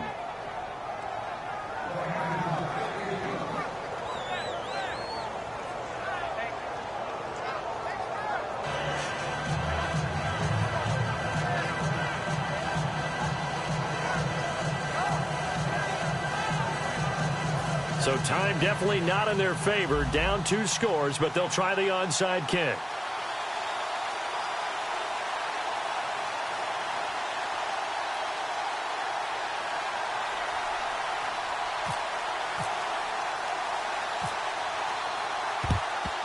And this is going to be recovered by the hands team. And that should just about put a capper on this one. They knew they needed a miracle. They had to have that onside kick. They didn't get it. Well, as we knew, even before they put the toe to the leather on that one, their chances of getting that done, slim and none. And I do believe we saw Slim just leave the door, didn't we? We did indeed. I think we're down to none. Lynch is going to throw it. Shakes off the sack. He's going to go up top again. And his pass is intercepted for the 4th time today. A great read, and it's picked off. And that will write a finish to this ball game. And, Charles, you know what coaches always tell us. We want to win our home games. That much we know. We want to protect our home turf. They got that done in this one. Exactly right. When you start a season, everyone's goal, win all of your home games, split your road games, and you're likely going to be in the playoffs. But when you win at home, boy, what a great feeling that is. You don't even mind if people are at your house when you get home after a win like that. So for the home team here, they close out this first half at a very solid 6-2. And they'll get to stay home again next week. Meanwhile, for Columbus, they fall 2 games under 500 now at 3-5. And they'll try to get back on track next week as they head to Dallas to take on the Cowboys.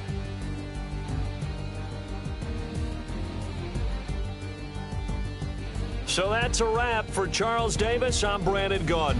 And this has been a presentation of the NFL on EA Sports. For more, check us out at easports.com. With that, we say so long, everybody.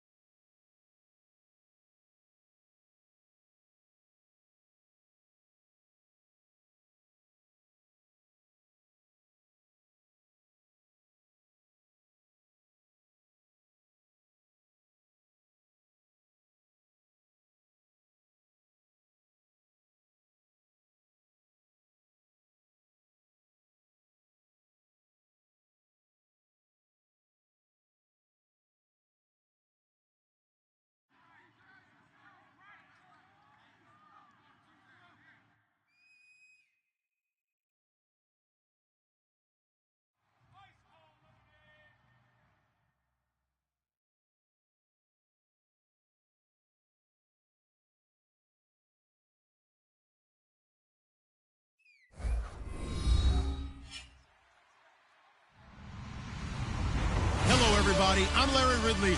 Welcome to the NFL on EA Sports. Anticipation is bouncing for today's game, and we've got two quarterbacks looking to make an impact. It's the Seahawks going up against the Elks. With that, let's hand it over to Brandon Godden and Charles Davis.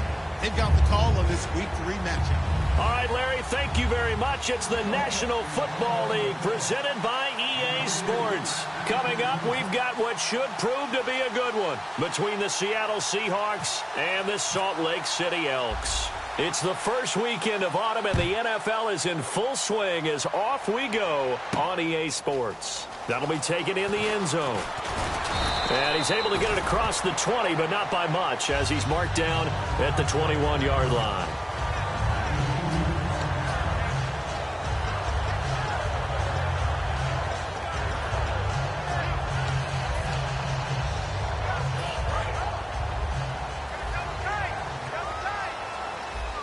And on the outside, they're playing press coverage. Let's go! Red 38! Red 38! Wait, 53. Black round! Black round! He's checking Craig. Let's go! What? What? Ohio! Jack 31! Jack 31! They go play action here on first down. Oh, he's going to take a shot right away. And that one falls incomplete. Looked like he might have had position there, but he couldn't hold on at second down. And how about this wide receiving core, Charles? Well, I was at the hotel watching a little film, and you popped your head in and said, these receivers are pretty good from what I can tell. You're exactly right. Can't wait to see them do their thing out on the field. Looking for a seam, but finding none. He'll get back to the line of scrimmage, and that's it. And they'll lose a yard that time, and that's going to lead to a third down. Little trouble thus far on their opening drive as they come up on a 3rd and 11. On third down, it's Prescott. And that is incomplete. Oh, man, for him to be that wide open and drop it. Sometimes you have just too much time on your hands, right? You end up thinking way too much, and your hands get shaky. And, yes, he's a tight end, but that's a catch he should have made.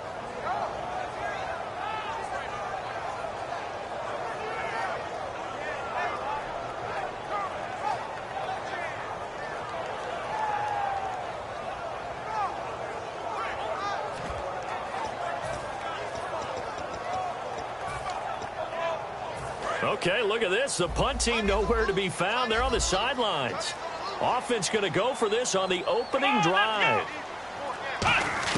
On 4th, they do snap it to Prescott. He's got time. And he is going to be wrapped up and slung to the turf. A surprising move here on the opening drive of the game. Able to collapse the pocket and drop him for a loss of a yard.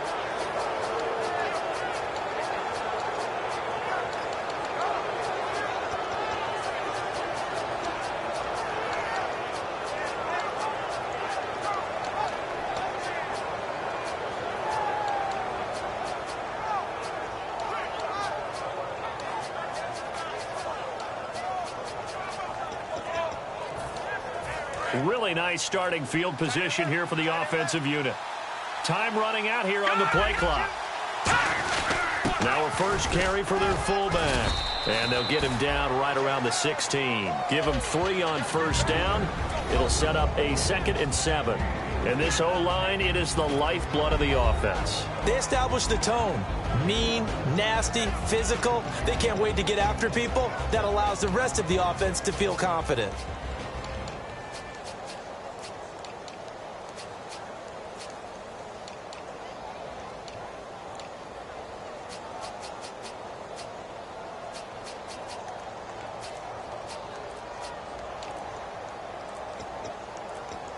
The play clock's running down. Play clock down to 3, and we're going to get a timeout here. They'll have 2 remaining as we step aside here in this first quarter. Check. 3 down.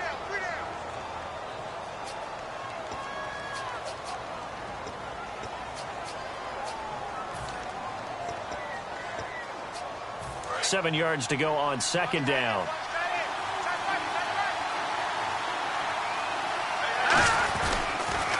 The first carry for DeAndre Washington. And he is going to lose yardage here. He lost 4 there, and it's 3rd down. So often you hear defensive coaches talk about we need all 11 on every play in order to be a good run-stopping unit. And sometimes it starts to sound a little cliche. But did you see the free safety on that play? Knifing through and running down the ball carrier. A huge, huge play. And when you have a free safety who can run like that, you've got to turn him loose.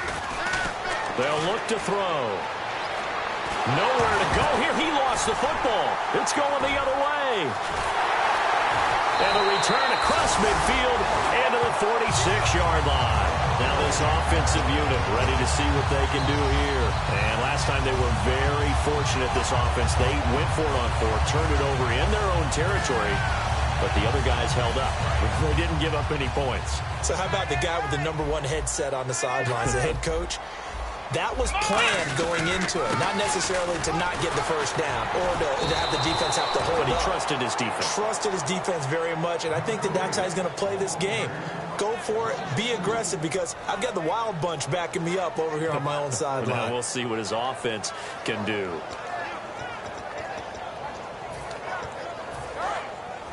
Looking to jam the receivers at the line here. Press coverage look defensively.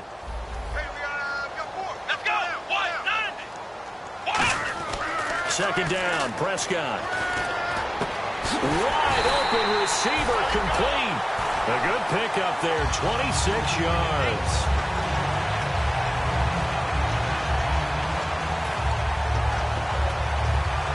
Fresh set of downs here.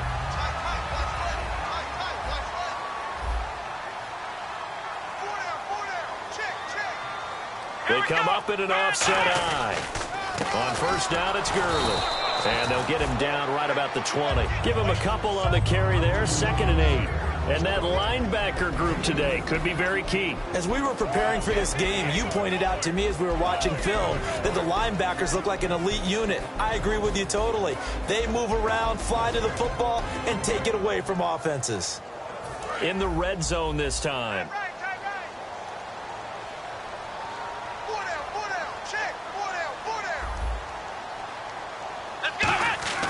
A second down throw for Prescott. And that one got tipped, kind of threw everything off. It brings up 3rd. Anytime a ball's thrown in the middle of the field and it's popped up in the air, I expect someone to catch. It doesn't matter whether it's offense or defense because there's usually a great amount of bodies in that part of the field. In this case, no one came up with it. Here we go. Here's Prescott. Dumps it off to Gurley. It's a 4-yard pickup, and it'll be 4th down. Partner, I think that completion takes the definition of dink and dunk to a different level, doesn't it? It does, and the defense was right there, kind of played into their hands.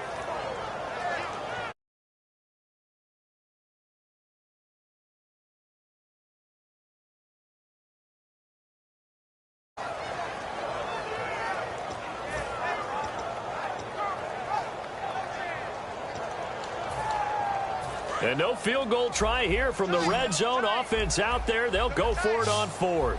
They come out with 1 back and 3 tight ends. Prescott to throw on 4th. His throw caught at about the 5. He'll wind up getting 11 on that one. And the decision to go for it pays off. They've got a 1st and goal. Well, the field goal attempt was well in hand. They had that, but they decided to go for it anyway. Extreme confidence, it looks like. Yeah, but I bet the defense is going to remember this one, right? They kind of rubbed their nose in it. And he is into the end zone for a touchdown. Todd Gurley, his 3rd touchdown now on the year. And his guys have taken a first-quarter lead. I know we don't talk about it enough, but the intelligence level of the guys up front blocking, the offensive linemen, maybe the smartest guys in football overall.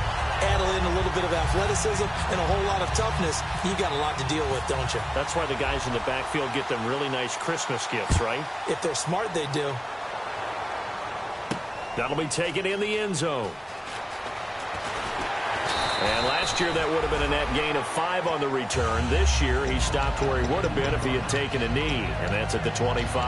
The Seattle offense now set to come back out on the field. And they'll be looking to atone for last time's mistake of fumbling inside the red zone. Certainly, they don't want to do that again.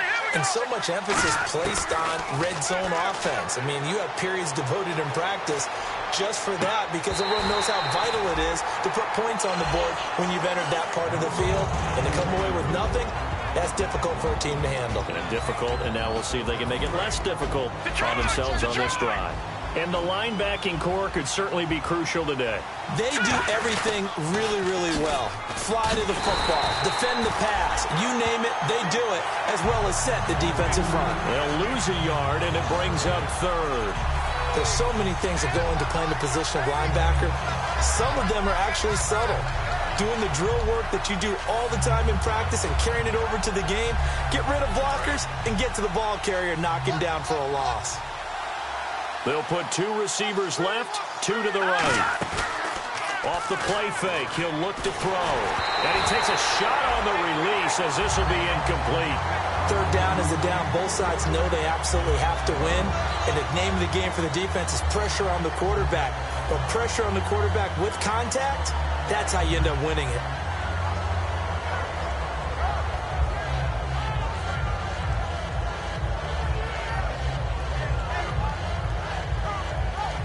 On 4th down, here's Brett Kern to punt the football away.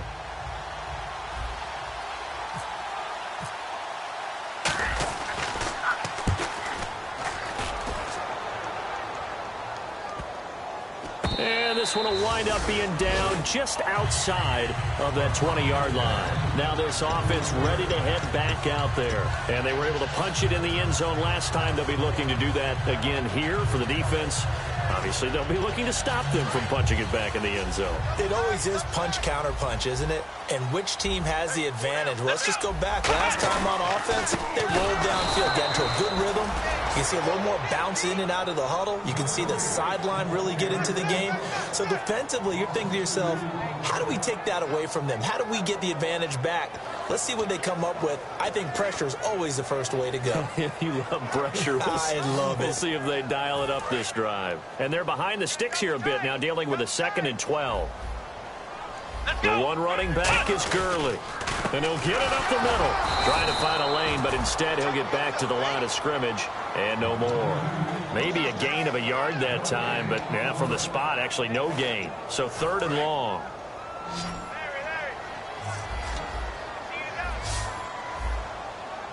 Come on, let's go. 1, 9, 5. Looking to throw. Prescott.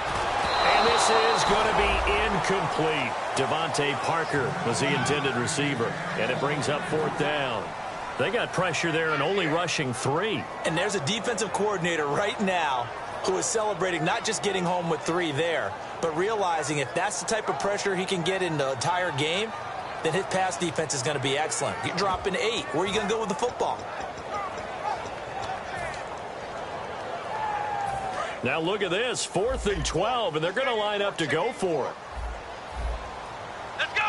Ryan 38. They're indeed going for it. It's Prescott, and it's caught by Parker.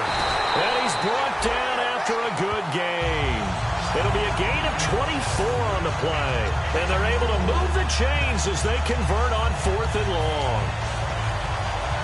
And now a 1st down following that long gain. The defensive line disperses a little bit here, maybe expecting a pass. Now a handoff for Gurley. Evades the tackler, and now some space. And he's taken down, but not before he gets this into enemy territory across the 40. Back alongside Charles Davis, Brandon Gaudin. It'll be Salt Lake football here as we get ready to start quarter number 2. And they're on the move here. They've got it 1st and 10.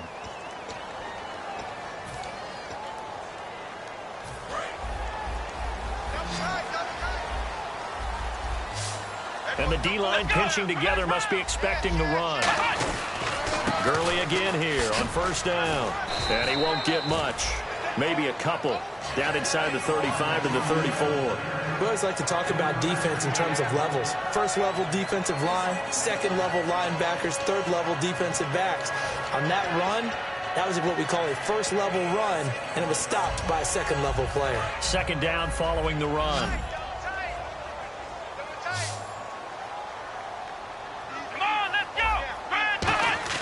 Prescott now on 2nd down. And that is incomplete here.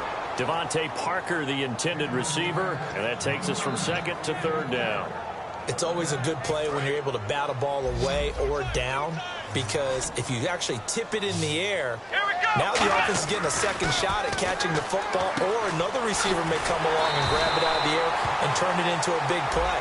So if you make a play on the ball, make sure it's knocked away or down. Otherwise, there could be some jeopardy. It's a game of matchups, and that's why you take your receivers and move them around a bunch, especially your best guys. And when they work out of the slot, you often hear the coaches talk about how great it is because it gives you a 2-way go. You can break out or you can break in. That makes it hard to defend. Following the penalty, it's Gurley. And he'll take this one inside the 10, down to the 8. And give him 4 yards there. It'll be 2nd and 6. It's been a struggle this entire game trying to move the ball on the ground. But every now and then you find a little chink in the armor, and that type of run right there lets them know that they can't stop every single run for almost no gain. His pass caught at the 4. And he will take this one in for a touchdown. Their big-bodied receiver, his first touchdown of the new season. And his guys find a way to stretch that lead.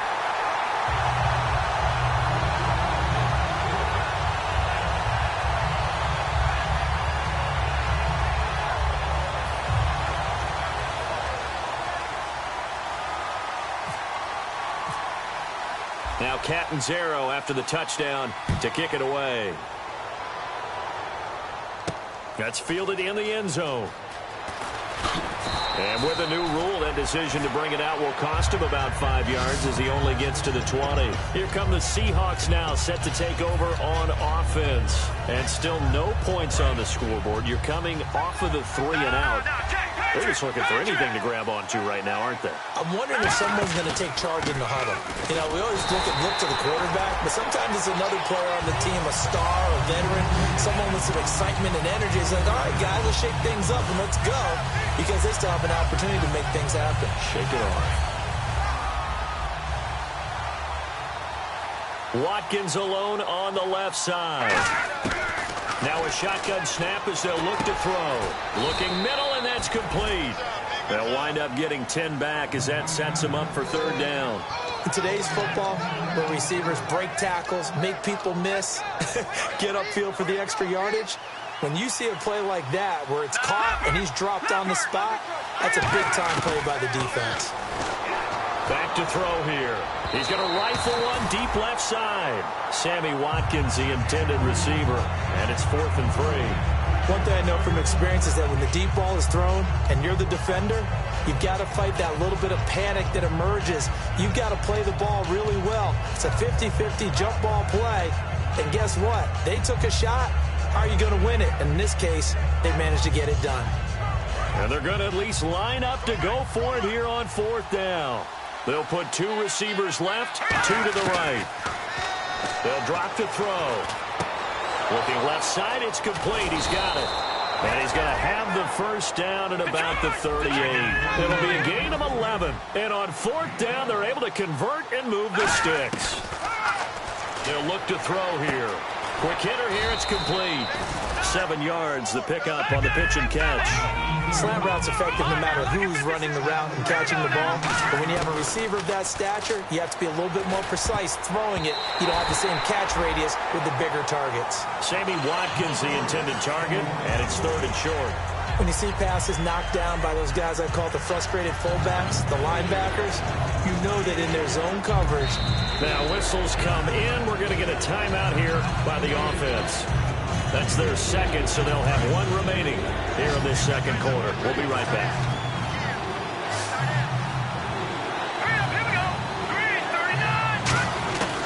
On 3rd and short, they'll try and pick it. And he fires one that's intercepted. A great read, and it's picked off. Down the numbers. There he goes. And he will take this one home. It's a touchdown. Short throw, pick 6 right there. Those linebackers, they love when those short throws come and those eyes get real wide, don't they? How about the anticipation on the play? Reading, reacting, and then the ability to catch the football and take it in the opposite direction. And it is now 21-0.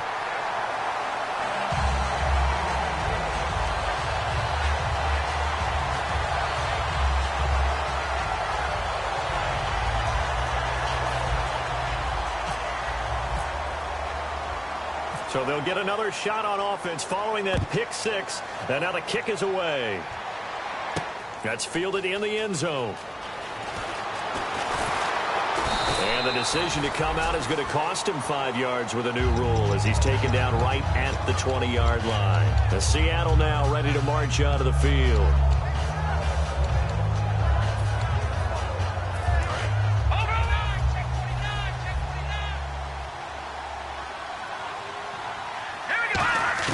After the pick 6, they go right back to the air.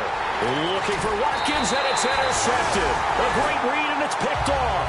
And his crew will take over with a football at the 35-yard line. So out now comes the offense back onto the field.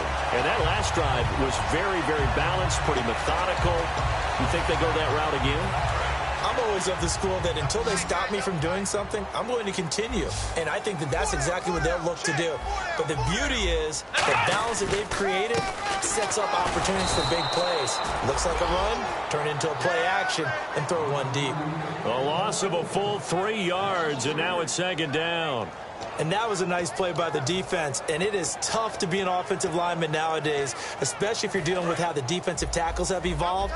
Their quickness, their agility, their speed has changed the big guys in the middle, the center, and the offensive guards. Formerly, they were just power players. Now they have to be light on their feet as well to keep up with the speed of the defensive players. It's a 7-yard pickup. They'll be looking now to 3rd and 6. On a 2nd and long, it's really nice to see an offense that has enough confidence to run the football in that situation. I think that goes back to their practice and game planning. They've seen things that they've seen on tape and in previous games that led them to believe that even in a long-distance situation, they can still run the football and gain enough yardage to put themselves in a good spot on 3rd down. When teams take shots at the end zone, you've got to defend it the same way you would defend the first down sticks. You defend the goal line exactly the same way. They can't cross that. You play through the receivers, and on that play, that's exactly what they did and batted it away.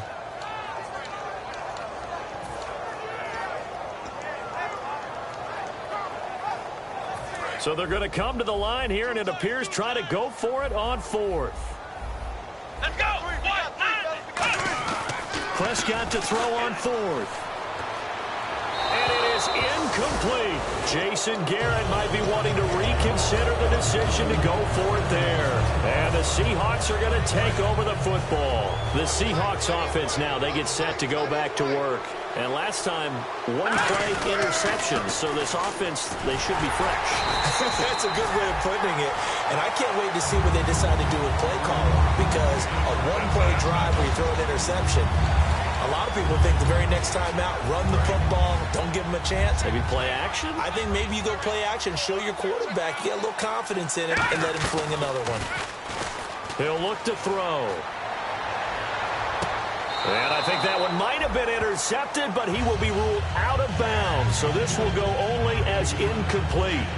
And that's why defenders are often frustrated offensive guys. Actually made the catch, looked good doing it, but couldn't get his feet down in order to finish off the takeaway.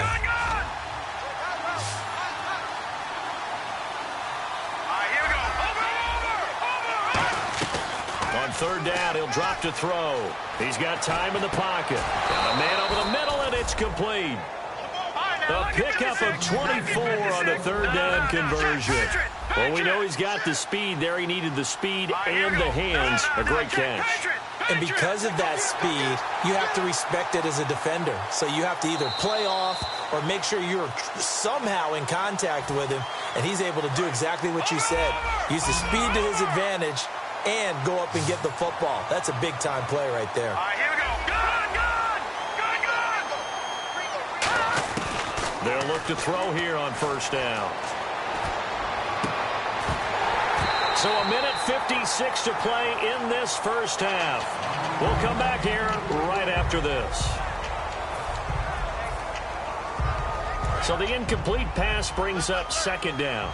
All right, now look at this. Looks like the defense in press coverage here. He'll try again with the arm here on 2nd down. And he whips that one incomplete there.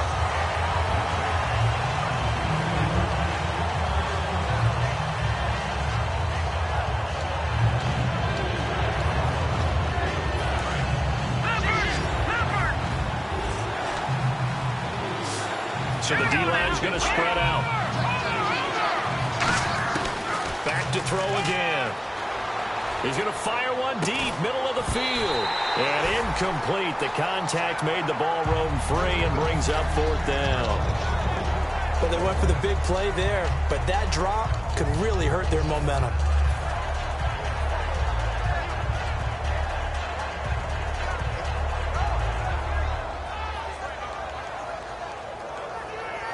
The offense staying out there. They look prepared to go here on 4th and 10. Again, he'll drop to throw. And he's brought down. Can't do anything with the football. It's a sack and a turnover on downs. And now back out comes the offense. And this offense last time turned it over, went for it on 4th, didn't get it. They're lucky, though, because no points against the team on the board, but we'll see how they respond. Yeah, they've got to get a lot of credit to their defensive teammates, don't they? They had their backs on that last series, and because they did so, That allows the coach to still stay aggressive on offense and maybe go for it again in a similar situation. I was going to say maybe makes that offense feel good, but when you know you've got a defense making stands like that. Yeah, that'll loosen up things a little bit, won't it? Maybe you'll play a little bit better the next time you have the ball. Come on, let's go! Now on second down, this is Gurley. And he stopped immediately there. And they'll lose a yard that time, and that's going to lead to a third down. All right, partner, despite my eating habits, I'm not big enough to play offensive tackle, nor am I quick enough. But with the defensive ends nowadays and their speed, those guys have to be able to punch and dance, and it's a tough, tough job to contain them. On third down, it's Prescott. He's going to let one go deep for Parker. And that one incomplete. Had some position but couldn't hold on, and it brings up fourth down. And when all else fails as a defender, when you're not there in the coverage, your best friend is exactly what we saw there. A big play shot taken by the offense. Unfortunately, it ended in a big drop. And a tough ask here. They're going to go for it on fourth down and 9. They come out 5 wide, 3 of them to the right side. Now Prescott on fourth down. He's going to let it go again. And this is incomplete. Boy, it looked like he had it and dropped it. And the Seahawks are going to take over the football. The Seattle now ready to march out of the field. And last time they were stopped on fourth down, had a drive stalled out. We'll see how they respond this go-around. I'm eager to see what their mindset is, because moving the ball, feeling good, and then that abrupt... And now this is intercepted. My goodness. A great read, and it's picked off. And this one will be returned to right around the 38-yard line. And here now the offense heading back out there. And a drive that stalled out last time. Went for it on fourth. Didn't get it. How does that translate here? I would imagine momentum's with the defense. Definitely with the defense, because anytime anyone goes for it on fourth down, that's telling you as a defense that you can't stop us. We don't think that you can. And when you actually do, that may put a little dent in the confidence of the offense the next time they hit the field. Yeah, we'll see if they can bring that pride, the offense, this go-around. And incomplete. Crisis averted. Almost picked. Instead, second down. Unable to connect on the first down pass play. Now it's second down. Come on, let's go! What? Now it's a bootleg with Prescott. Now he'll go deep down the middle. And the hit jarred it loose. It's incomplete.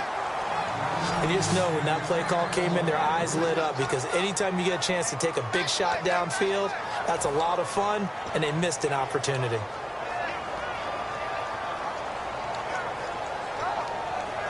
And the offense looks to pick up the first here on third after that incompletion. The one running back is Gurley.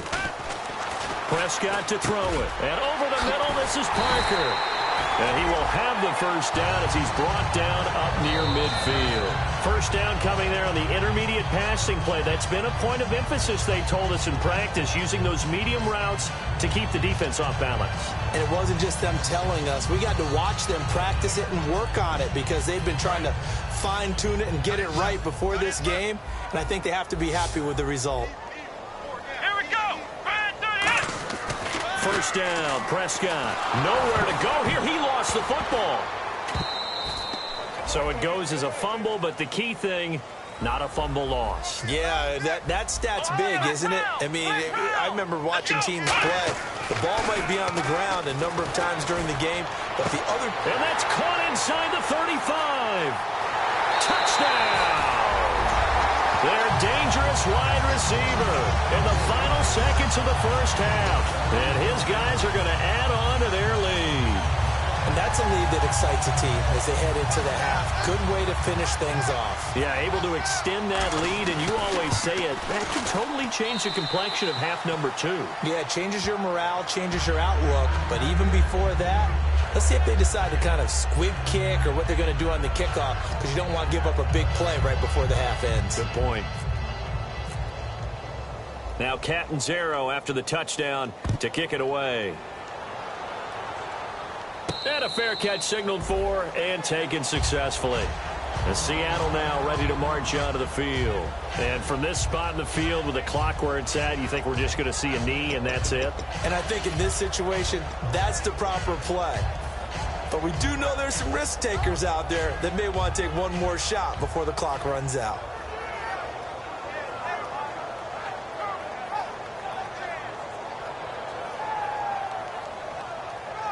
And they line up now for what will likely be the last play of the first half.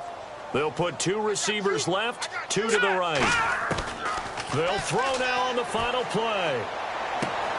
And he slings one that's incomplete. So we've come to halftime after a very one-sided beginning to this one. As we send you on down to our studios in Orlando, where standing by is Larry Ridley with our EA Sports Halftime Report. So both teams have their marching orders, and we'll get going again here in quarter number 3. That'll be taken in the end zone. And he'll wind up about 4 yards shy of where he would have been if he had taken a knee, as they'll start at the 21-yard line. The Seahawks offense now, they get ready to come back onto the field. They come out here with a 0 on the scoreboard. What was said in that locker room? That's what I want to know. I would love to have been in there, because we often have the feeling that there's a lot of shouting, screaming, people upset. But typically, halftime locker rooms are a lot more clinical than that. And in this case, are they upset that the plays weren't working because of execution, or do they think they were just bad plays to call? Yeah. We'll find out pretty quickly here if they feel like they had something going, but they just need to do it a little bit better or not. We'll find out. But it's not been the best game for him, but he definitely tried to get by with a little help from his friend there, trying to create a big play. Couldn't do it, fell incomplete. But you're right, hasn't been a banner game here in the second half, just trying to get going. Big thing is trying to keep confidence up and continue to fire. 5 yards to gain here on third down. And on the outside, they're playing press coverage. Out of the gun now on third down. And this time he's got the hook up. It's complete. And 12 yards that time, and picking up the first. I don't care how many times we see it. I still get a kick out of watching quarterbacks and receivers do the pass tree in pregame warm-up.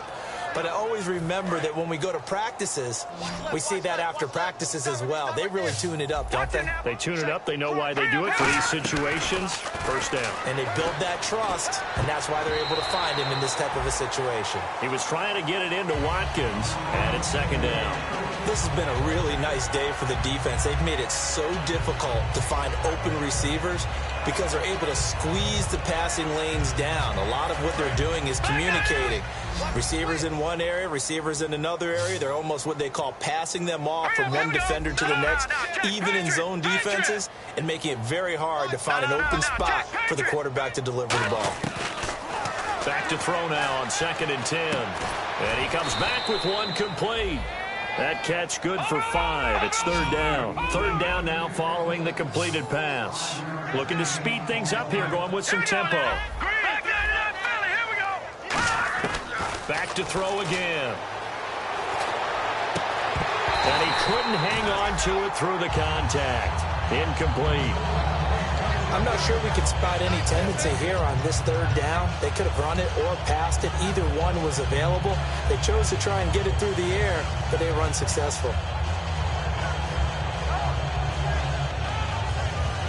Still just the third quarter, but they've got to make something happen. I think they know that. They're going for it on 4th. Here we go. They're indeed going for it as they look to throw. And he's going to be hit and driven into the turf.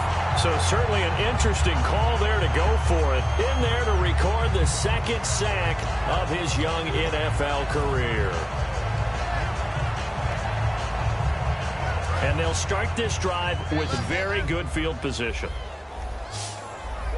The one running back is Gurley. He'll get the football here. Trying to bounce it outside, but he's only able to get it back to the line of scrimmage. No gain on the play. It'll be second down. So nothing there, but maybe you blame that on the blocking. Yeah, at some point, you've got to win at the point of attack. And on that play, that was all the defense. They made it happen.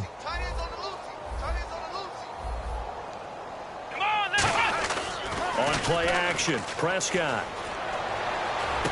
And that is intercepted. Or was it? Wait, they'll say no. No interception. He did not keep the feet in bounds, apparently. So that's just going to be an incompletion.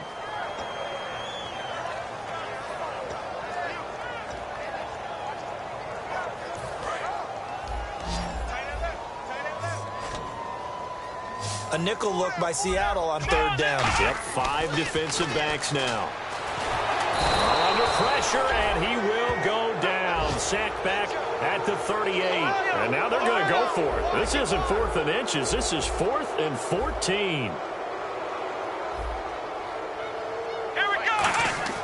4th down. Prescott going up top. And it is incomplete. Boy, it looked like he had it and dropped it. And the Seahawks are going to take over the football. The Seattle now ready to march onto the field. And last time, went for it on 4th, didn't get it. See if they can pick themselves up off the mat and do better this go-around. Sometimes I have this vision of coaches writing notes to themselves before a game. And sometimes that note says, be aggressive, stay aggressive. Maybe that's what we saw in the last possession. Yeah, they were very aggressive. This time, will it result in points? We'll find out. And he couldn't hang on. Would have been their 4th pick of the game. Instead, 2nd down. He's got to be kicking himself right there. His team's already picked off 2 passes. That would have been the 3rd in the game. And, boy, they've really played well attacking the football. Watch it now, Barney. Watkins alone on the left side. Lucky 56. Lucky 56. Let's go. No. Check. Patriot. Let's go. Detroit. 39. Green. All right, now, Lucky 56. They'll need to get the play off quickly. Now he'll look to throw here on 2nd and 10. And he drops it incomplete. And their struggles continue here. After watching him drop that slant, I can hear my old coach's voice ringing in my ears right now. You can't run with the ball until you catch it. Trying to get those rack yards before he secured it.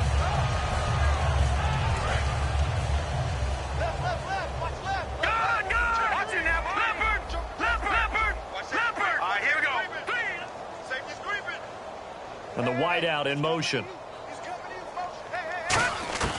On 3rd down, he'll drop to throw. And this time he's got the hook up. It's complete.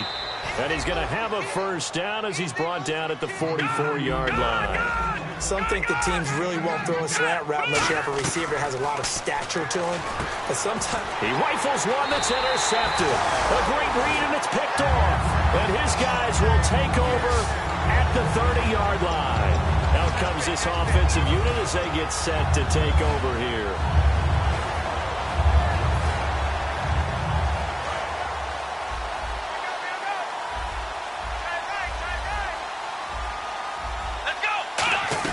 They'll start out on the ground with Gurley.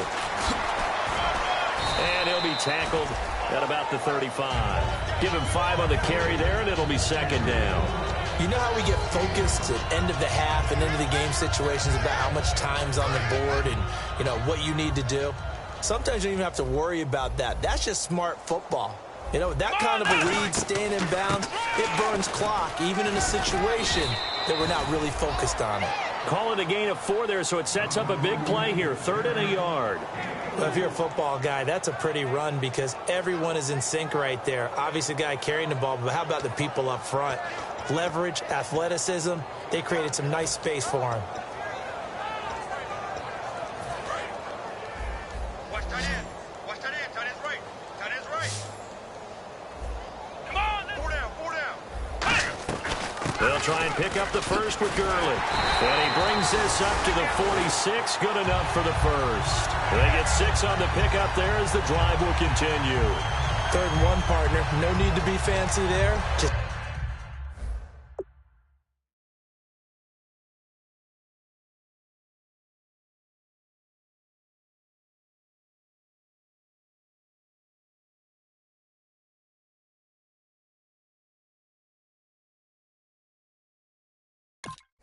use some force and move forward and pick up the 1st down.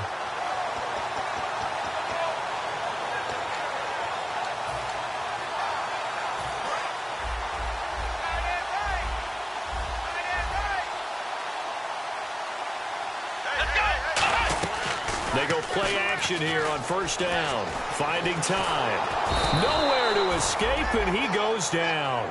They'll wind up losing 8 on the sack there, and it's second down. And that's his second sack of the game, but this player, disruptive in all phases, whether he's going upfield, coming underneath, you name it. He's a big-time guy you have to block. Right. We got 4. Come on, let's go! Back to the workhorse today. It's Gurley. And a good swarm to the football defensively as they get him down at about the 40. He'll get 3, but it leaves him with a big hole here on third and very long.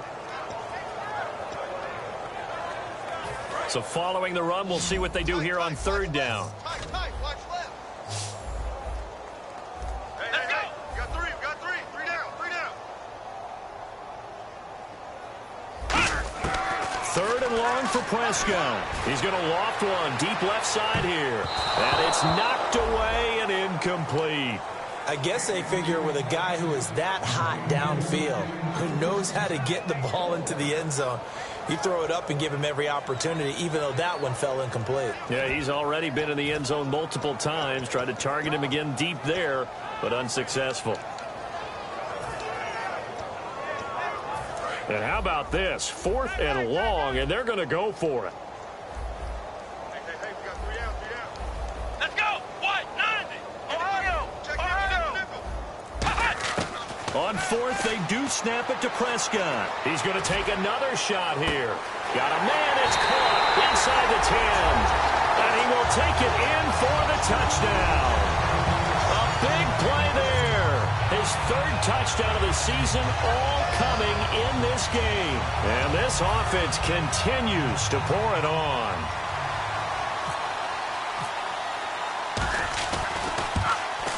And he's been a busy man, 5 for 5 now as he knocks another one through to extend the lead.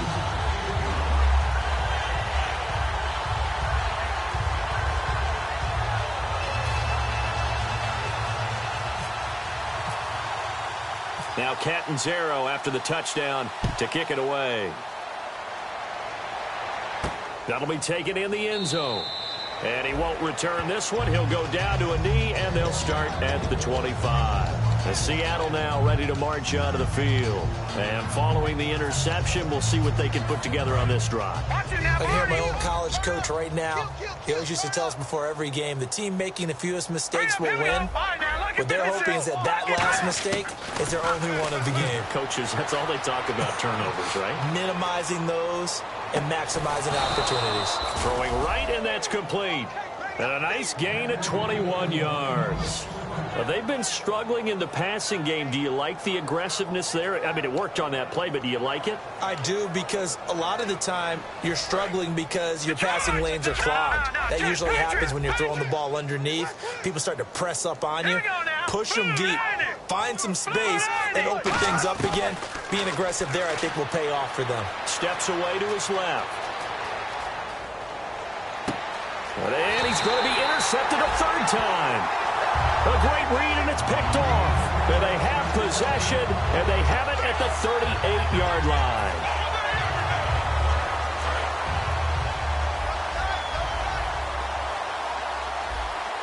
And some changes here as the D-line separates some. The one running back is Gurley. The tight end changing his position. He's going to get the football. And the big boys up front, they're going to stop him right at the line. Call it no gain on the play, and it'll be 2nd down. But it was stopped on that play. We've had plenty of carries all afternoon. Every now and then the defense is going to win one, but I don't think they'll shy away from handing it to him the rest of the game. They come out with 1 back and 3 tight ends. Here comes a 20th carry for Gurley. Oh, an absolutely filthy juke. He's got some space now. That one goes for 24 yards. And having built that kind of a lead, they're able to do whatever they want right now. All momentum on their side, especially now running the football. Yeah, you're talking about a defense being on their toes. They don't know what's going to hit them next at this point. No, they went from toes to heels, and they're trying to figure out how to get back to the toes part. Let's go! What? 90! Ohio! Here's Gurley. And he'll be taken down at the 33, a pickup of about 4. Back live here now in Salt Lake City. And this is a blowout so far as we get set for the fourth quarter. A very one-sided affair.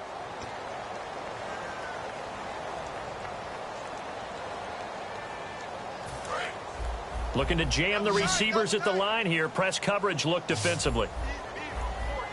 Let's go. They run. It's Gurley. Shrugs the tackle. Nice. And he'll get this down to about the 30, 31-yard line. Just a couple on the pickup there, and now it's third down. Partner, we know today's NFL is really built around the guy throwing the football. But these short runs, they still pay dividends because they can take their toll on a defense, and they can add up as the game goes along. You control the clock, you control the ball, and that way you often control the game. On third down, they'll run it with Gurley. Just a 1-yard pickup there, and it'll be fourth down. And Jason Garrett's going to leave the offense on the field. They're going to go for it here on fourth. Here we go. It's Gurley. And he gets the first down here as he's taken down at the 24.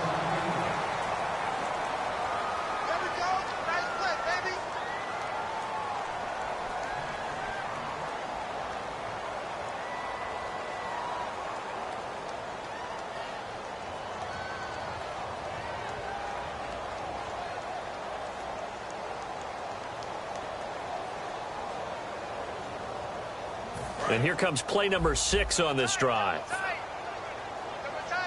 They come out with 1 back and 3 tight ends. And they'll run it here.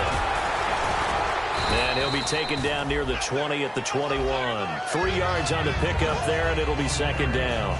Well, so many times we look at a short run and we praise the offense for trying to set the tempo and establish things. But the defensive guys, hey, they just won the battle there. It wasn't a big run given up. They don't always have to absorb the body blows. Sometimes they dish them out themselves. And after the play on the ground, that brings up second down here.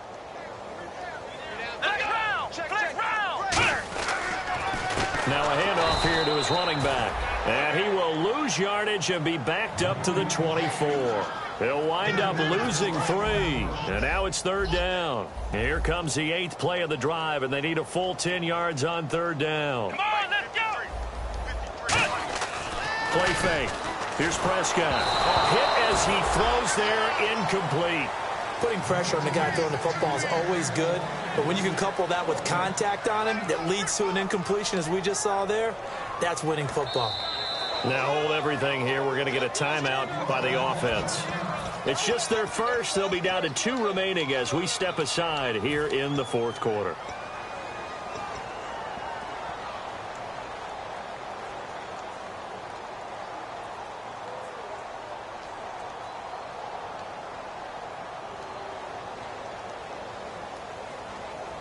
And with things looking pretty good on the scoreboard, they're going to keep the offense out there and go for it here on fourth. Here we go.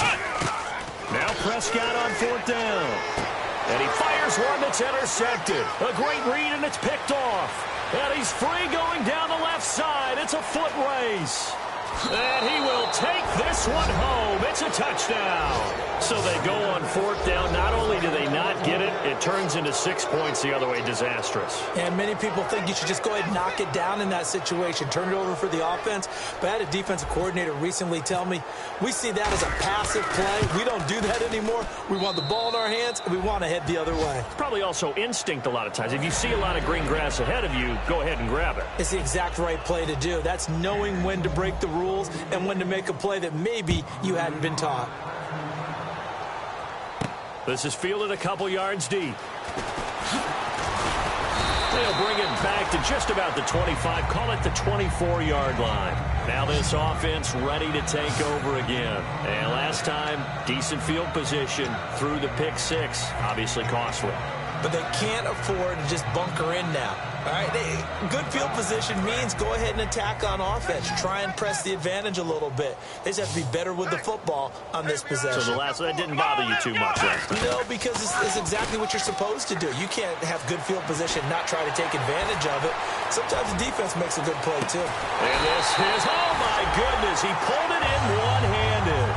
It's a big play there. 45 yards. Well, go ahead and throw the ball, man. You got the big lead. You got the clock on your side. Obviously, they don't care much about the feelings of the other team, do they? Well, I was going to say you better run to the locker room pretty quick after this one. Well, right now, maybe they're just looking at it from the fantasy perspective. More points for everyone if they win big. Sometimes it looks pretty simple, batting the ball away. But oftentimes, there's some pretty good teaching and practice that goes into it. Being able to get to the receiver, not interfere, and get his hands through the football and knock it away. Prescott. And his throw here is incomplete. Give him credit for batting it away, but unable to come up with the interception. And sometimes that joke does come true. Guys are on defense for a reason. Maybe their hands aren't quite as skillful as the guys on offense, but a lot of credit on that play for just knocking it away. They'll run it now out of the gun. And Gurley fumbled it. Gurley fumbles the football. It's loose. Wow, that ball gets knocked free, but a teammate comes along and scoops it up. It's almost like baseball. Guys at bat, people are on base in scoring position. One guy doesn't get him home. The next guy comes through and picks him up. And avoids the turnover. They'll break the huddle here and go for it. This is 4th down.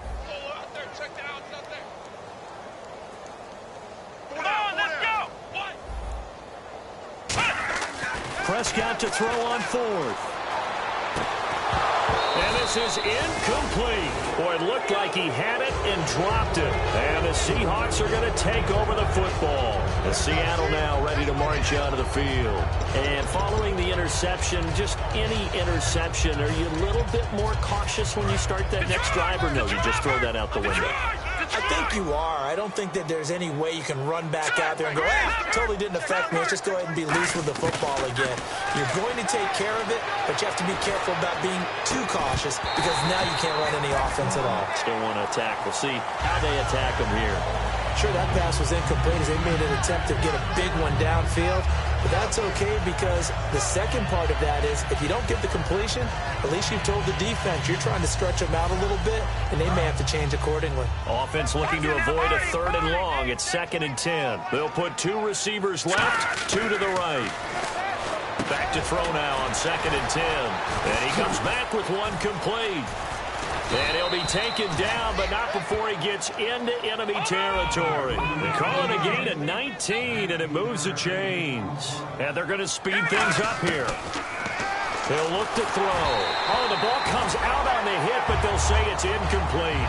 It's always tough trying to keep your guy upright when he's trying to throw the football. When you're dealing with those big, bad guys on the defensive front, it's even tougher. And this time, those guys on the opposite side won the battle, getting to the quarterback and knocking him into an incompletion.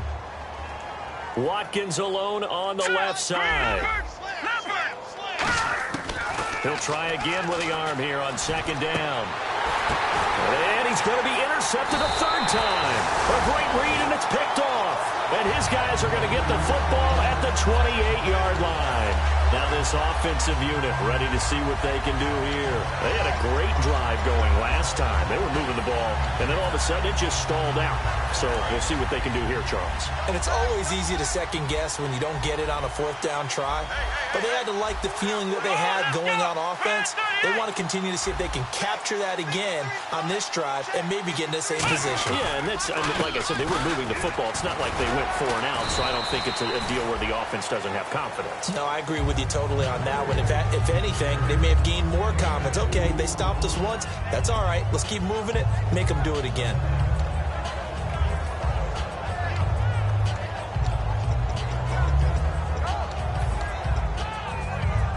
See if they stay on the ground for 2nd down. The one running back is Gurley. And they'll give it to him here. And he'll be tackled at about the 35. Give him 6 yards on the carry. It's going to be 3rd and 3 now. And now the Seahawks are going to take a timeout here on defense. It's just their first. They'll be down to 2 remaining as we step aside here in the 4th quarter. Here we go. 3rd and short yardage. Prescott. He sets to fire deep. And incomplete. He can't hang on. Would have been a nice catch. Instead, it brings up a 4th down. Well, the obvious goal is to try and score a touchdown, but at the least, adding to a pretty big yardage total for his intended receiver there, huh? Yeah, well, when you got a guy over 150 yards, keep chucking it deep to him, I guess. Yeah, no doubt about it. You can get it to him short, and he can make plays that way, but I like what you just said. Throw it to him deep and get it in a big chunk. But incomplete on that try. And it's the offense staying on the field on 4th down. 5 wides in the game, 4 of them to the right side. Now Prescott. And he's going to find his man out of the backfield. That's complete. 22 yards on the pickup there. And they're able to pick up the conversion here on 4th down.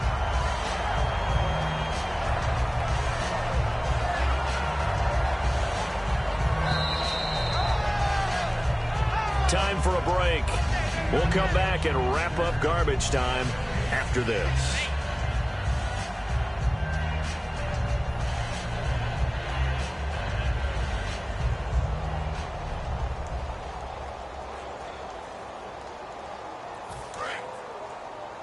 Watch right, we got right.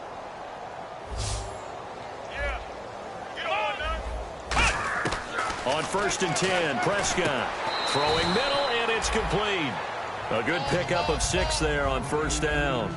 Nothing flashy there, the slant to the slot. On the frustration for the defensive guys, because it's a quick play, and you know it's going to be a bang-bang play in terms of the throw and the catch, and then he's able to absorb the contact and complete it. And he will get into the end zone. It's another touchdown. This thing is ugly. Well, this game is definitely over, but we do know some people like to go ahead and continue to add to their score, don't we? Yeah, I don't know that they need to add any more right now, though. I'm just starting to think about those dinner plans tonight, my friend. Well, you and I will be thinking about dinner plans, but we also know they're playing people are thinking, how can I get some more scores for my fantasy, for other things? They're trying to figure that part out now. By the way, last weekend we went sushi because that's what you wanted. We're going steak tonight. I'm in. All right.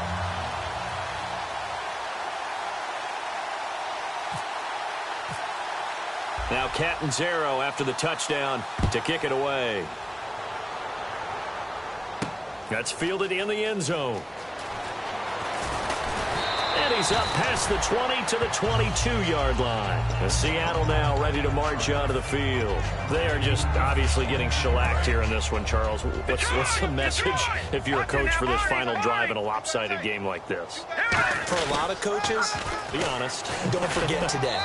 Don't forget what has happened out here. Yeah, use that as ammo going forward. Exactly. Take a great look at that scoreboard. Realize how poorly everything went for us today. Coaching, playing, the whole deal. And never forget it, because you're not going to want that feeling. No, you don't want that feeling again. And who knows? You may meet up with this team again. And he powers his way up past the 30. It's a 5-yard gain, but they'll still be a yard short here with 3rd down now looming. They're going to hurry back to the line now. They'll set up to throw. And it's a short one here, complete to the tight end. They only get 2 there, but on 3rd and 1, that's all they needed to keep the drive going. They got a completion there. That's clearly an example of one side happy, the other side not very happy. Defense, hey, take 1 or 2 yards. We're good with that. Offense, you got to expect to get more on the passing play. 1st down and 10 now for the offensive group. Watkins alone on the left side.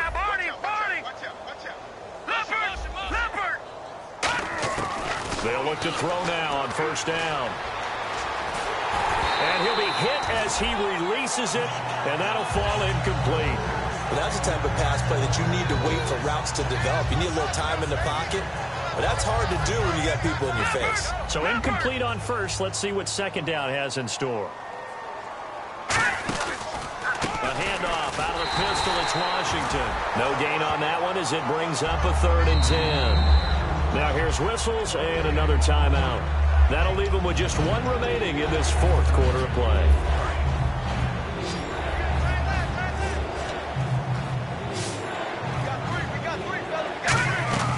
On 3rd down, he'll drop to throw. Over the middle, it's complete. He will have the first down as he's brought down up near midfield. A solid gain of 15 yards and the sticks move. So here we go, 1st and 10 now. So an excellent throw and an excellent catch there. Zone coverage, which means you just have to find the open areas in between defenders. That's exactly what happened on that play. He's going to let it fly. And his pass is intercepted for the 4th time today. A great read, and it's picked off. And that will write a finish to this ball game.